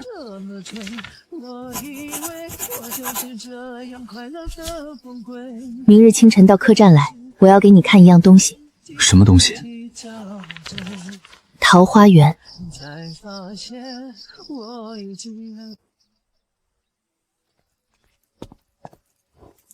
东家，坐。两县沿河2000亩地，首期规划。主题商业街，用一个故事把人、景、铺子串起来，让客人一进来就像到了世外之地。念：出吉祥，财通人，复行数10步，豁然开朗，土地平逛，屋舍俨然。这是我们的剧本，按这上面来，沿河两极台地，种桃树、桑竹，修屋舍廊桥，让人看见就觉得这里能安居。东家是想在废墟上给百姓重建一个家，可以这么理解。首期1万两，你去找工匠，先把样子搭出来。燕之明白。那这剧本化具体怎么做？景有了，还得有人。我要雇百姓在街上演桃花源里的日子。演日子？老人在树下下棋，妇人在河边浣纱，孩子在巷子里跑，穿统一衣裳，脸上要有笑，并且每人每天20文。东家，200人一日就是4两，1个月120两，这还没算修街衣裳、吃喝。200人太少，先按2000人招。小姐花钱雇百姓陪书生游戏人间，名曰桃花源，不是造景玩乐，是给底层百姓谋生出路。东家胸襟，燕之此生未见。您不是施舍，是给他们饭碗和尊严。燕之一定把桃花源造出来。那就去办，招人别太严，给别人多一个机会。是。普济堂招人，不挑手艺，不问男女老少，只要愿意按安排在桃花源街上过日子，1天20文。温秀才，啥叫过日子？让你下棋你就下棋，让你剥豆子你就剥豆子，让你坐在树下聊天你就聊天。不扛包，不挑泥，不挑，穿普济堂发的衣裳，把日子过得喜气洋洋就行。我回去喊我娘，她最会坐门口剥豆子。我家3个孩子能跑能笑，也算人吧？算，能按规矩来都算。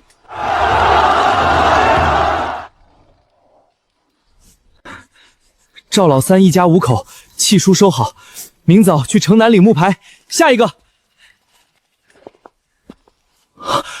普济堂真招百姓做工。东家说有多少要多少，签了公契就是普济堂桃花源的人。好，这是给2县留人给百姓生路啊！快，衙门里能写字的全叫出来，帮温先生登记造册，再派人四处喊话，逃出去的清水、柳桥2地百姓尽数召回，返乡皆可登记做工。东家，我会让他们尽数归来，让这片荒芜终成桃源。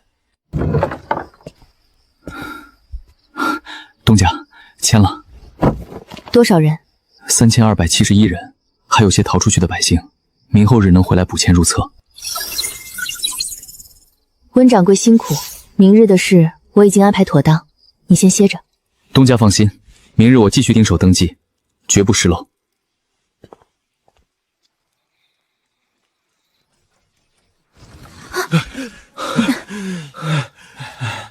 顾东家，前几日是本官有眼无珠，多有怠慢，还望东家海涵。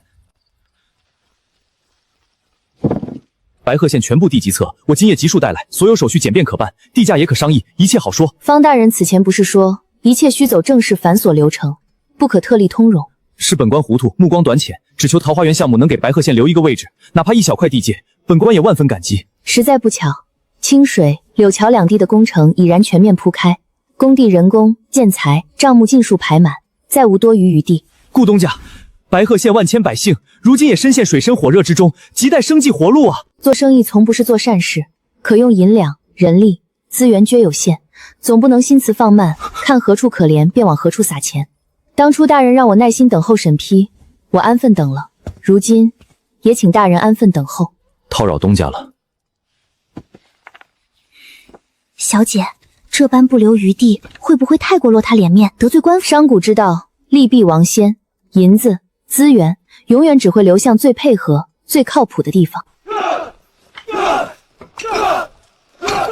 工程组专心搬料筑基，商破组核对铺位当长，演艺组先行领取衣物，整者列队，切勿乱跑无序。东家，此前逃亡流离的百姓，如今已经归来800余户，尽数落户桃园，参与营建。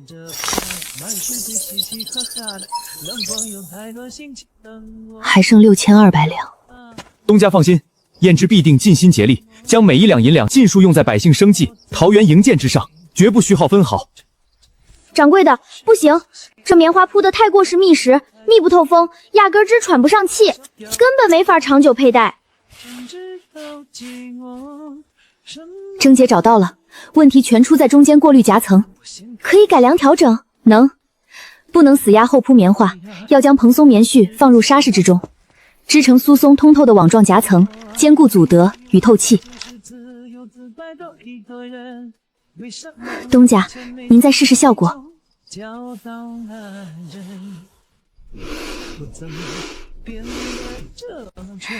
质感很好，透气够用，就按这个工艺标准批量制作。即日起，所有制作完成的成品，除数入库封存，统一登记，无我的亲笔调令，一枚都不得私自流出孤房。属下明白，明日一早即刻拆分工序，裁剪面料，制造滤网，缝合收编，分工协作，提速量产，严控品质。苏掌柜，你这一手匠心手艺，在往后岁月里会救下无数人的性命。去哪儿，小姐？江州西市口。西市？那不是牲畜市吗？买马，购车。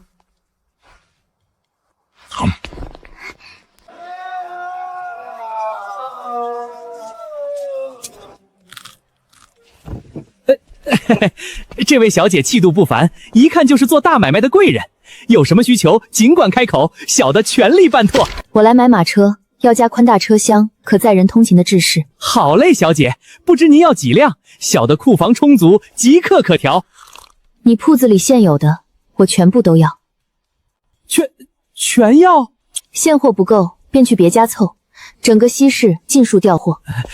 小的自家棚子里有12辆，隔壁李家铺子7、8辆，城南刘老三那边还剩几辆，零零散散加起来也就20余辆。不够。那小姐您究竟需要多辆？100辆。100辆？光有车不够，再配200匹拉车良马。200匹？这得把整个西市的马厩翻遍，才能凑出这般数量。我给你时限，3天内先凑齐100匹马，5天内全数补齐。马匹需体格健壮，腿脚无暗伤，牙口年轻，适配长途拉车通勤。所有车马验货合格，当场全额付银，绝不拖欠。好嘞，小姐放心，小的拼尽全力，哪怕4处周转，也必定按时给您凑齐100车200马。小姐，一次性看制这么多车马，是要做什么用途？通勤。小姐豪购马车100辆，良马200匹，筹备物资，意欲通勤。甲线节纺织工坊，乙线贯冲同花园商业街区，丙线对接治水工地，全线设立早晚固定班次，每半个时辰发车一趟，循环往复，不间断运行。小姐，这般定点定时发车，岂不是专门接送工坊伙计，做工百姓上下工？没错，百姓徒步赶路耗时1个时辰，抵达工地早已体力烹之，双腿酸软，根本无力劳作。运力跟上，人力才能彻底稳住。此为何新式规制？属下从未听闻。工作雕线路。小姐绘制怪异线路阵图，大肆筹备车马运力，疑似图谋通路，暗藏布局。小姐，小人恰好想起一位能人，您是否需要经验老道的资深车夫？带路。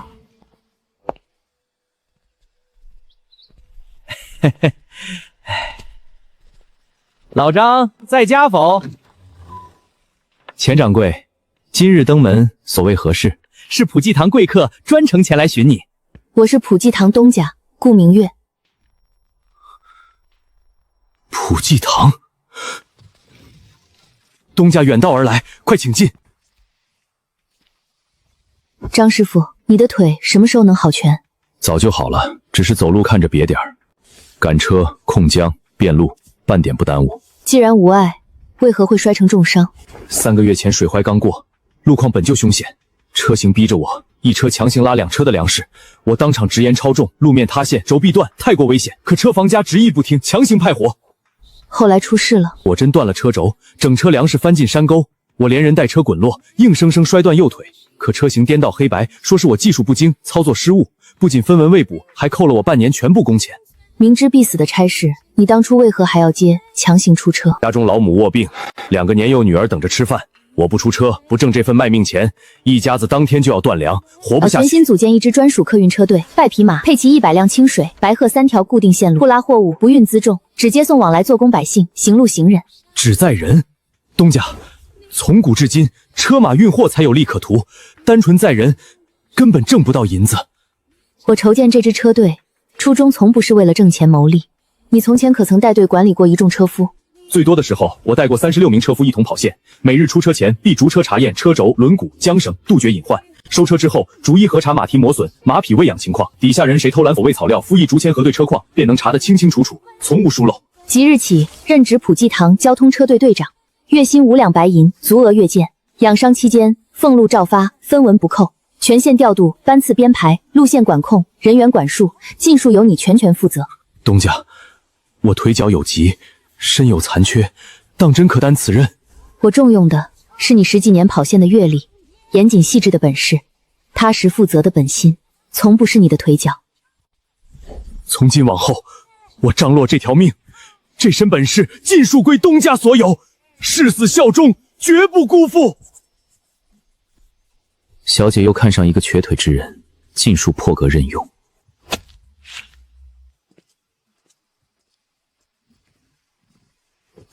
阶段任务完成。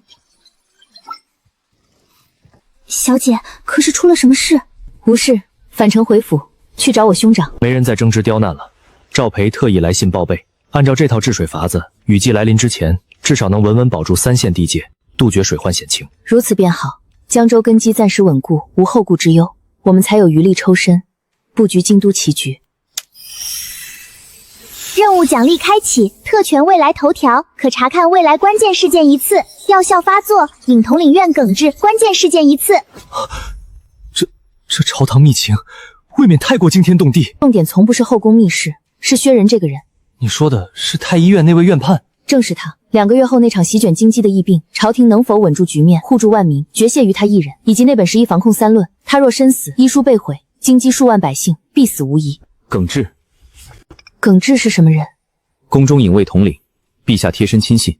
小姐此前招揽吸纳诸多市井官府人才尚可，但耿大人是陛下心腹近臣，身份特殊，根基极深，万万动不得，更买不得。先别纠结这个，快看后面的内容，还有没有转机？哥，这件事必须由你入宫周旋，出手布局。我能做什么？我只是翰林院7品编修，和太医院宫廷内务八竿子打不着，根本插不上手。万寿宴当日，想尽一切办法阻止陛下饮食入口。你让我一个区7品编修，当众阻拦天子进食，这是杀头的重罪。你先安稳完成万寿宴系统历次奖励皆破格奇效，远超常理。此次奖励大概率暗藏转机，未必没有可用之机。你又想让我铤而走险，行险招？这不是险招，是救命之举，关乎京畿10万百姓性命，容不得半点退缩。我知道了，我这就思量筹备寿礼，尽力寻机。顾公子此番倒是真心为陛下筹备寿礼，格外用心。顾公子尽心筹备万寿寿礼，小姐暗中布局朝堂棋局，兄妹2人步步为营。苏镇那段水患总算稳住了，前后释放水2次，水流尽数顺泄洪沟排出，再也没有冲刷主堤，堤坝安然无恙。工部那边的非议彻底平息了。当前宫斗任务，亲手制作生辰礼送给皇帝，剩余3天。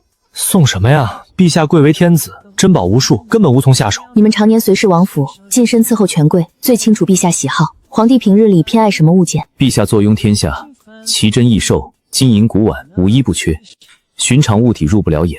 属下知晓，王爷时常向陛下进奉亲手画作，陛下每每都会驻足细看许久，有时看得入神，连奏折都会搁置遗忘。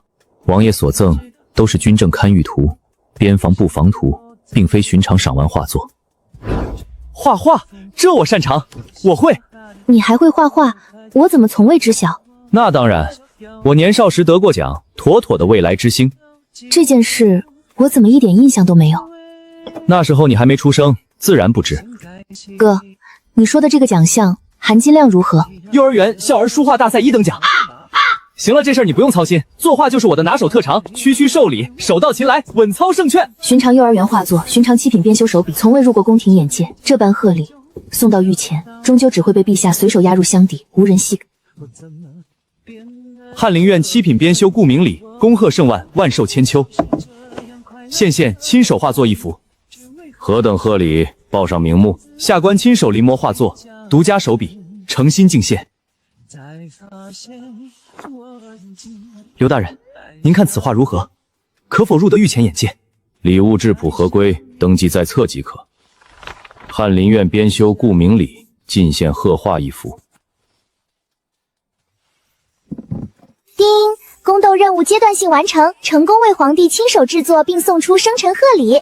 此画立意独特，笔墨真挚，待到御前呈现，定然惊艳四座，震撼全场。可算回来了，快入座。爹今日一整天都在家等着你们兄妹二人。明礼，这次江州治水一事你办得极为出色，工部那群久经官场的老油寮技术对你刮目相看，心服口服。也就还好，分内之事不足挂齿。还有你月儿，你一手撑起的普济堂，如今名声横彻两地，造福百姓，爹听着脸上格外有光。拿着，你们兄妹一人2万两，拿去添置物件，随心花销。爹，这笔银子来路是什么？都是底下州县官员乡绅孝敬的零碎银两，拢一拢一共5万两，不算多。爹，往后这种来路的银钱，万万不可再收了。这有什么大碍？有爹在朝中坐镇，天大的事儿都能替顾家扛下来，塌不了天。警告，不得向任何人透露系统任务内容，违者判定任务失败。月儿，怎么了？可是又在忧心家里会出什么变故，心生不安？爹，此次我在江州普济堂专程去寺里求了一支平安签。那签文说的什么？是吉是凶？寺中老户直言，爹爹今年命数财多压身，横财聚身，反倒有损福寿，拖累安康。我的月儿是真的长大了，懂得体恤心疼为父了。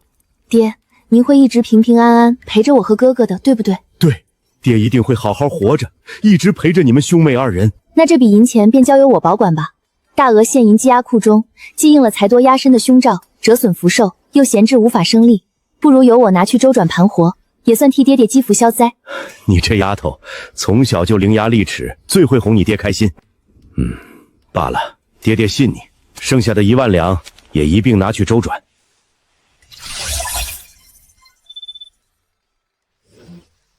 这下又要抓紧花完5万两了。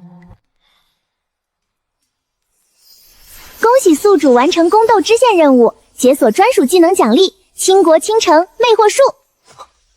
什么？你再说一遍，什么术？倾国倾城魅惑术技能启动后，可短期内大幅提升宿主帝王亲和度，增强对皇帝的专属吸引力。滚！哥，这真的是好事，是系统给的保命机缘。这叫好事，这叫我离帝王龙床越来越近了。我一个正经为官，要这东西有何用？万寿宴百官齐聚，戒备森严，你离皇帝越近，视野越开阔，越能第一时间察觉异常，帮我们拦截问题韭菜，规避危机。我区一个7品翰林院编修，末等小官，宴席之上根本挤不到御前，能靠近到哪里去？你前日特意亲手绘制的贺画，已然送入礼部，万一侥幸被陛下看中，便是你晋升的奇迹。不可能，礼部珍宝无数，寻常官员画作一律压箱底，我的画绝无出头之日。南疆总督敬献寿礼，千年血珊瑚巨型摆件一座。工部尚书敬献寿礼，和田羊脂白玉如意一柄。皇兄，臣弟听闻，今年翰林院新姓编修顾明礼格外用心，亲手作画为皇兄贺寿，一片赤诚难得。满朝文武敬送尽是金银珍宝，俗物钱财，唯独此人以笔墨寄情，以丹庆祝寿，心意纯粹，尤为难得。皇兄不妨一观。这小子什么时候会画画了？取来朕看。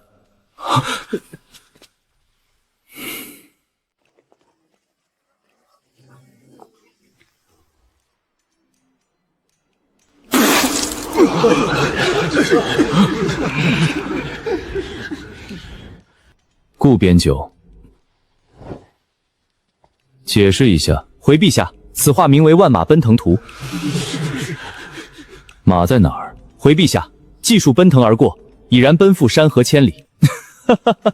好一个来去无踪、意境空灵的万马奔腾！顾编选这笔墨意境，无人检测宿主陷入御前危机，是否主动开启技能倾国倾城魅惑术。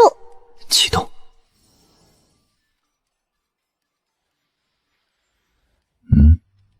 留白写意，意境脱俗。这幅画倒也别致有趣。陛下，今日竟如此懂画。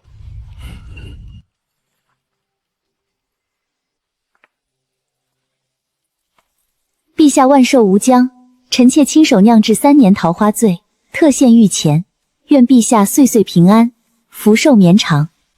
来了，就是这杯酒，绝对有问题。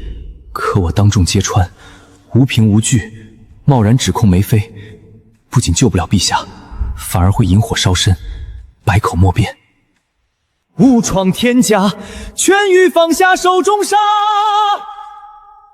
他在做什么？听我看得出来是唱曲。我问他为何敢在皇家万寿宴上当众唱这种疏离清冷的闲曲？莲欲来安坐下，不敢沾染佛前茶。朕今日兴致不在酒上，这杯桃花醉暂且搁置一旁。臣妾遵旨。有意思，这杯毒酒是勉强拦下了，可今日望寿宴珍馐百味，茶水糕点无数，防得了一杯酒，防不住万千吃食。接下来该如何面面俱到？陛下方才弃酒未饮，想来是咽了烈酒浓烈。这道桂花糕是臣妾亲手蒸制，口味清淡软糯，甜而不腻，可供陛下万小点。认出无害的脸，站在阳光下面，七窍玲珑，十面埋伏。朕晚间已用过点心，此物撤去吧。陛下，这糕点臣妾费心许久做成，未尝一口，未免可惜。撤掉。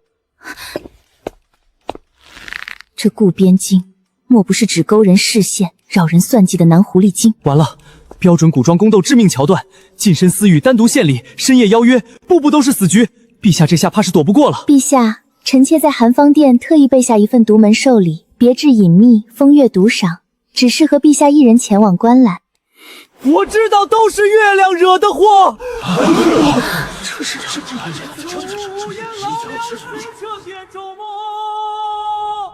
寒芳殿的寿礼，改日再赏。顾边修方才所唱曲调新奇别致，颇为有趣。今夜随朕前往御书房，朕要细细再听。陛下竟当众推了梅妃娘娘的深夜邀约，反倒召一介编修去御书房伴驾，这般得陛下青眼，我家孩儿生的也算俊秀，不知可否有这般机缘？不愧是我顾家孩儿，果然聪慧通透，出息非凡。即刻给母家传信，今夜御前谋划尽数落冲，暂且作罢。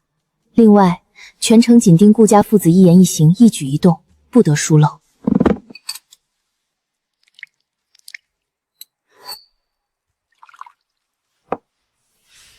陛下，此非寻常毒物，乃是苗疆古饮。何种蛊术，凶险自何？回陛下，此乃苗疆秦蛊专属古饮，无色无味，隐匿极强，寻常银针毒物根本无法查验。若陛下今夜灸石膏，蛊人入体，后果不堪设想。小医测试顾边修，今夜你说辞反常拦阻，无故献曲在，你如何知晓酒典之中暗藏凶险？回陛下，臣近日酣睡入梦，得仙人托梦提点。哦，不知是哪路仙人，竟能预知御前凶险？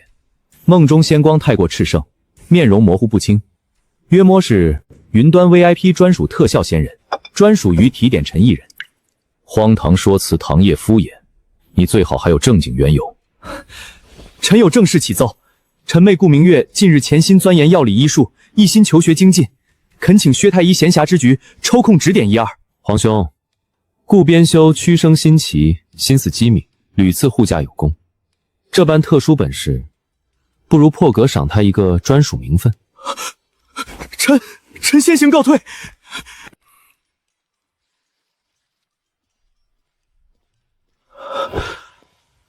丽儿，今夜御前之事，陛下可曾怪罪于你？可有惩罚？薛太医那边可稳妥保住了？人保住了，安然无虞。陛下已然下旨，准许薛太医闲暇之时前往顾府，亲自指点你研习药理医术。那就好，总算一桩稳妥好事。你二人这般安排，莫非又打算置办铺面，打理产业？女儿不打算经商牟利，只想开办一座义堂，行善救济，为爹爹多多积累福报，安稳心安。日均需支出5000两，江州现有项目已然稳度运转，体量有限，短期之内根本消化不了这么多银两，资金缺口难以消耗。检测到宿主拟定支出方向，请确认资金投放用途。开设公益义堂，主营施粥赠药，收容孤寡老幼，救济流民。天子脚下，京城腹地，铺面租金昂贵，药材进价颇高，人工耗材开销放大，恰好可合规消耗资金。城南破瓦巷、西河沿子、旧柴市3处流民聚集地，优先选址盘下铺面。前堂正规售卖橘红等寻常药材，维持账面流水，保证经营合规；后堂专职做无偿救济，做到账有进出，合规合法，规避所有风险。对外以达则兼济天下为名义，名头端正光明，经营合规有序，哪怕是监察院核查，也挑不出半分错处，完美规避任务限制。请宿主预估本次一堂项目整体支出总额，铺面置办租金300两，批量采购药材6000两，石灰粮食基建杂项另行核算，每月雇工人工薪资1500两。核算完毕，这般开依旧有限，10天购之内难以能尽数传花完，需追加物资储备，批量制防疫口罩、布片被褥、加厚床铺，扩大收容规模，拉升合规支出。明日一早，亲自前往城南实地勘察，挑选合适铺面，启动一堂筹建事宜。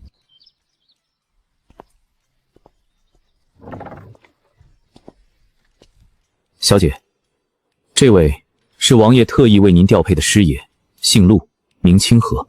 陆清河见过顾东家，王爷吩咐，日后东家但凡需要账房核算、账务打理人手，在下随时候命，听凭差遣。专职账房，往后小姐每一笔银两支出，皆由他全程记录，对账核验。好家伙，我这边刚谈算好合规花钱、暗地消耗资金的法子，专属审计就直接上门就位，贴身盯。小姐，那咱们今日还去城南破瓦巷吗？自然要去。陆先生，往后你随我办事，怕是要日日奔波，多受劳促了。东家不必客气，在下常年奔走对账，腿脚利落，不惧奔波。一边管束人行事，一边核查银钱账目。今后我花出去的每一笔钱，做的每一笔亏损，都必须做得堂堂正正，看似天衣无缝的正经商事。是，小姐。公伙启程，前往城南破瓦巷。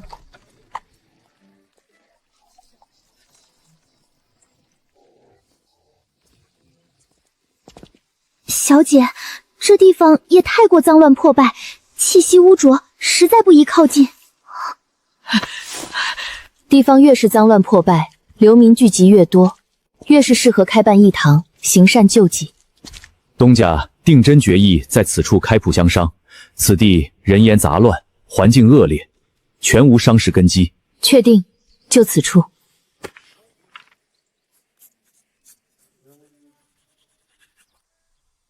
墙体坚固可修补，地基干燥无泡水，无塌陷隐患。前院规整翻新，改作公益药膳堂，后院隔断分区，专门用作药材仓储库房，整体格局规整，完全够用。东家，此地地处偏僻，街巷闭碎，无通行官道，无往来人流，荒僻至此，在此开铺经商，无客源无地利，大概率难以盈利，纯属得不偿失。陆先生看见了破瓦巷荒亡破败的表象，却未曾看透此地暗藏的绝佳地利与风水格局。哦，愿闻东家高见。此巷东南入，西北出，厚德载物，最养药材生意。照东家这般说法，这等无人问津的荒芜陋巷，反倒成了难得的风水宝地。何止尚可，京都西南方位乃是今年流年财位核心腹地，此地属木，以木养药，以善镇运，可稳固一方民人气运。若是错失此格局，年内京都必有旱涝动荡，民生灾厄。小姐竟还通晓占卜观卦、风水格局之道，属下从未知晓。不过略懂其毛，平日里观视识人，观地之运罢了。西南财位，木属性镇灾风水格局，待实地协验真伪。这3间铺面连带完整后院院落，一口价300两白银，只卖不租，地段难得，院落规整，绝对是性价比极高的好买卖。可以，即刻备契，今日交割。东家，银两花销不可如此草率，此价虚高离谱，万万不可敲定。破瓦巷3年前试片成交价，2间半残破铺放仅92两，今年此地越发萧条荒废，市价持续走低。此3间带后院的旧铺，据实估价，按行情核算，最高130两便可封顶。这位先生，您这价码砍得实在太狠了，300两的铺面直接压到130两，小人风利润不胜，实在做不得这笔买卖啊！按市面实价立起交割，不虚抬物价，不刻意压价，公道合理，双方得体。130两，多一文没有？300两，300两啊！这位爷，你这砍得也太狠了！我这下算是彻底看明白了。齐王特意把陆清河派到我身边，根本不是单纯帮我记账对账，他分明是专门派来盯死我，堵死我所有花钱门路的贴身审计，妥妥的专属花钱克星。这整套旧药柜连带柜体隔板，一共花了多少银了？共计12两白银。此为城东老牌药铺倒闭折价新货，原市价至少50两，原铺掌柜急于脱手，低价转手，性价比极高。陆先生，当真是太会省钱了。替东家节流省钱，精打细算，是在下分内本职，理应如此。出去根本花不合在身边盯着，我手里的银子真的1分钱都别想挥霍出去。东家原定修缮预算1000两白银，实际铺面购入130两，全屋整酒翻新300两，药柜、桌椅、杂项穿制共计78两。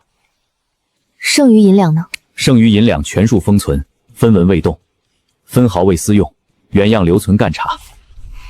公益一堂，做的是长线济世的买卖，眼光需放长远。尽数都是一平仿古中的核心常用药材。东家是提前预知合适，后院仍余大半空旷空地。东家后续打算如何规划利用？搭建大通铺，沿卫墙搭建2排长条架子通铺，每排可容纳10人居住。西侧空地继续向外延伸铺建，整体完工后可同时容纳80至100人留宿。城南辽民聚居，人口繁杂，入夏暑湿盛行，疫病易发，提前囤药备货，只为防患未然，安稳民生。既东家已有定计，在下即刻捉摇置办落实。17种药材已分派5家药行定点供货，明日首批尽数到店。验货、过秤、忙货退换的规矩，我已逐条列明在册，可随时核对。先生辛苦，事事周全。啊！1000套熬药器具，一堂做的是利国利民的善事，惠及一方百姓。先生不必纠结数量，只管尽数备齐。在下明日一早就尽数办妥。另外，即刻张贴招工告示，不限男女老幼，优先录用破瓦巷本地住户，日薪50文，当日管1顿午饭。东家要招多少人？先300。一间街巷药堂，何须招募300杂工？未免太过匪夷所思。清整街道，搬运实惠物料，规整住户居选，分装药材杂物，琐碎繁杂，工质量极大，人手不足，根本无从下手。300人堪堪够用，众人10人一队，自行推选队长管事。一日劳作结束，领取一根一根烙印竹签，月末凭签统一结薪。但凡伪造竹签、弄虚作假者，即刻除名，永不录用。1至10队搬运堆放石灰，11至20队清掏巷道排水沟淤泥杂物，剩余队伍逐户规整居所，清理脏乱。床底下的烂草都要清走烧掉，我们夜里拿什么铺床睡觉？各家烧毁清理的破旧草料，全部由一堂统一补足，按每户人头分发全新稻草与粗布褥面，绝不委屈一人。日常便溺的粪桶无处安放，往后如何方便？巷尾空地新建公厕与封闭式房池，专人每日请运打理，值守者月俸3两银子。我干！我不怕脏累，这活我最合适。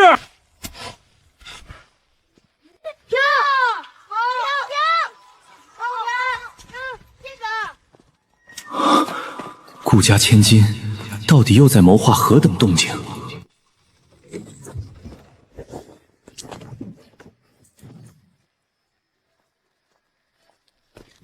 石灰，我妹妹弄的，她在前头开了一堂药铺。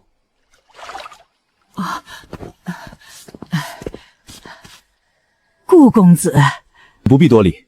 衣裳洗净后，尽量晾在高处通风处，别贴着墙根摆放，容易受潮阴干，滋生霉气。小的，顾小姐早前特意教过我们，衣裳不能捂着，非得晒太阳干膏才干净卫生。这般规整细致，绝非普通施粥行善的粗浅手段。巷内2口公用水井，每日早晚各巡查1次，但凡出现水质浑浊、异味、杂质，即刻封井停用，全员改用备用井取水。这条规矩写入值守章程，严格执行。东家，薛大人到了。薛大人，劳您专程奔波一趟。顾小姐不必多礼，老夫先自行观摩查看一番。这间药材库可否入内一观？请。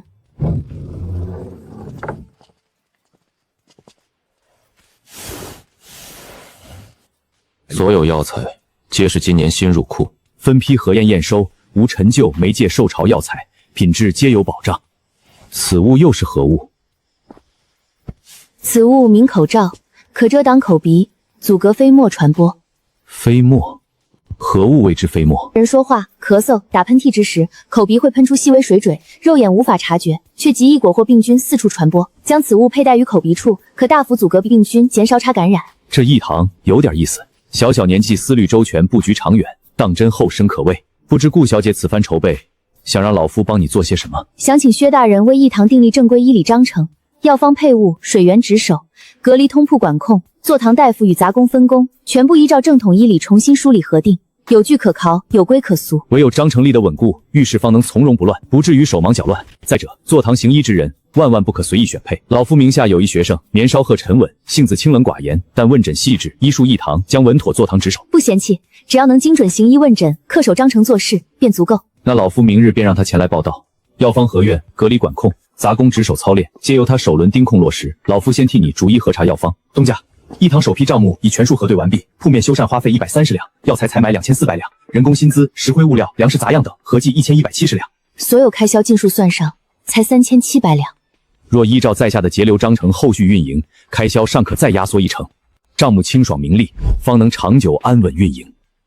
即刻备车，前往城西橘红事业部。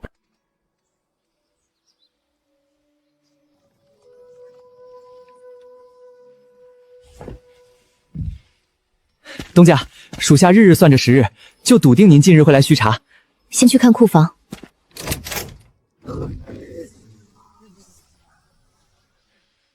这里存量多少？回东家，此处库房存量3万斤。东家，这还不算完，像这样规格、这般存量的库房，咱们后院还有4座。多少？总计15万斤整。我离岗前日产尚且不足300斤，短短1月。你们如何做到15万斤的存量？东家带一大一众伙计款1毛体恤，干活皆是拼尽全力，夜里闲暇无事，众人便自发加班赶制，日夜不停，才有了这般存量。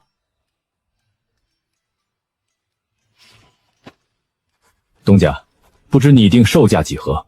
我们定价1两黄金1斤，已有多家医馆主动登门，出价2两黄金高价求购。不此，数家知名医馆皆四处打探我们的橘红货源，争相预定。东家远见卓识，大才韬略。提前储备这般济世良药，实在令人佩服。时不济，你这个月统筹劳作，督促生产，做得极好。如今我有一桩更要紧的差事，交由你去办。东家尽管吩咐，属下万死不辞。你即刻前往破瓦巷，全权接管一堂橘红药堂，主事坐镇。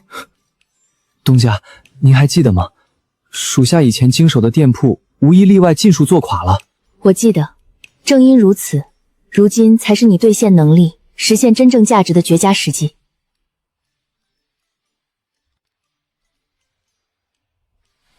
东家安排，属下定然竭力照办。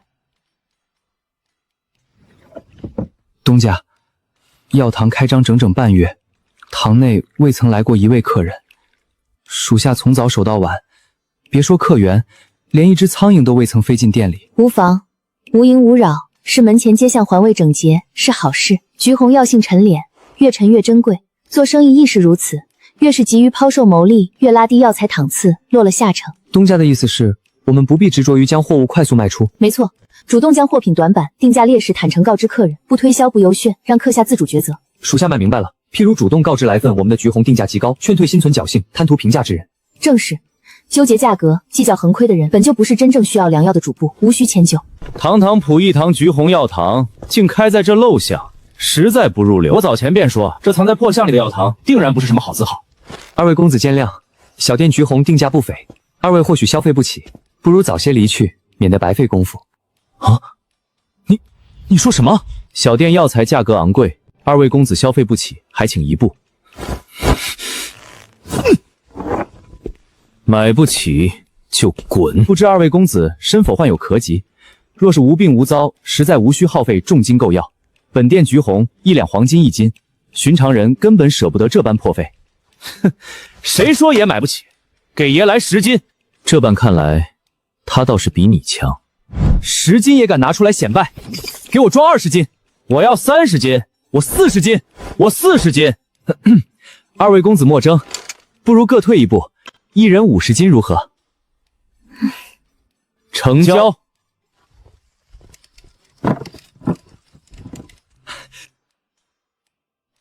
二位公子说了，回去试用药效，若是效果合意，便邀约一众优友上门批量采购。今日一共进账多少？回东家，整整100两黄金。小姐不高兴，小姐根本不想赚钱。怎么会不高兴？今日多亏石掌柜与一武出力，功劳甚大，二人各赏1两黄金。哼。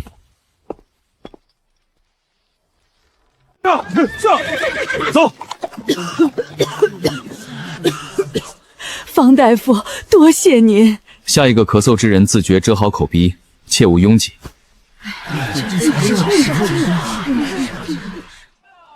东家，昨日至今日午时，橘红药材共计售出420斤，折算白银4000两有余。让史部记即刻控量，售卖速度过快，百姓药效体验跟不上，极易抛之口碑，砸了药堂招牌。控制出售，如今供不应求，正是增收的好时机。即日起，每日限收100斤，同时调价10两金1斤。原来东家是有意做稀缺，稳口碑，抬身价。差不多。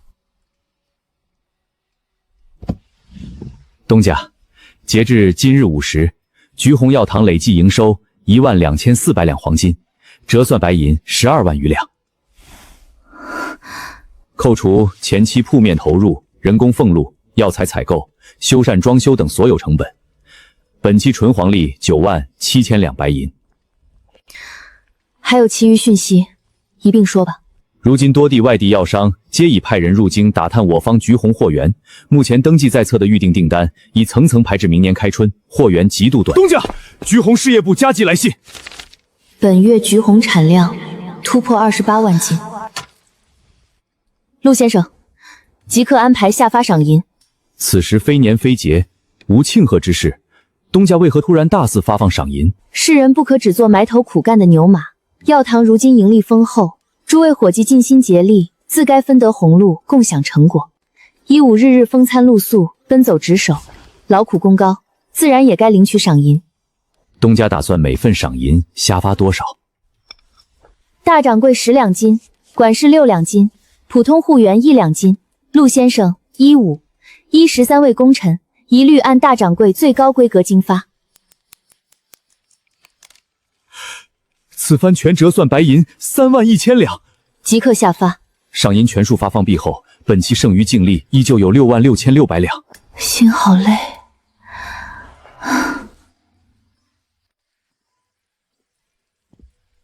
月儿，爹刚听账房禀报，你那橘红药堂区半个月，竟赚将近10万两。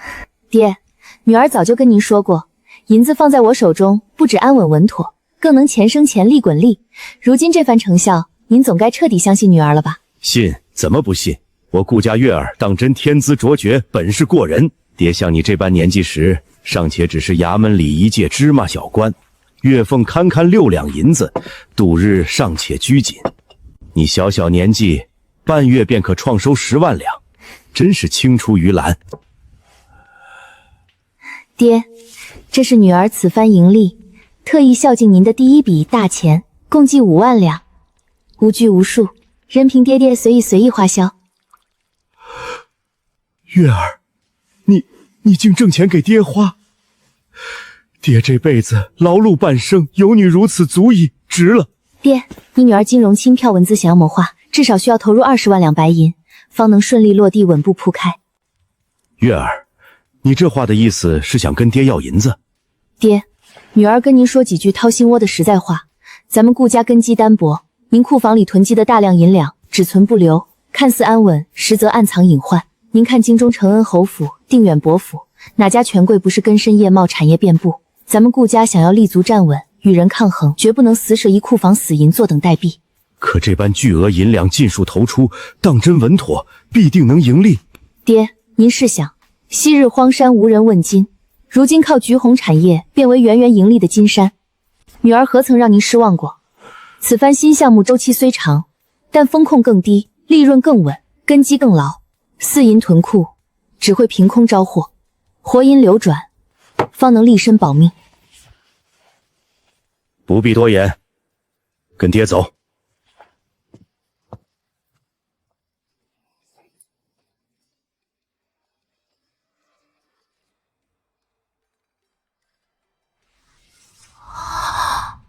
这里是20万两，你要做新项目，自己拿。这里全是？不全是，只是爹藏的一部分。像这样规模的银库，爹还有20多个。玉儿，是不是太少了？不是。不够就跟爹说，爹别的不多，银子还是有些的。检测到新增可用任务资金。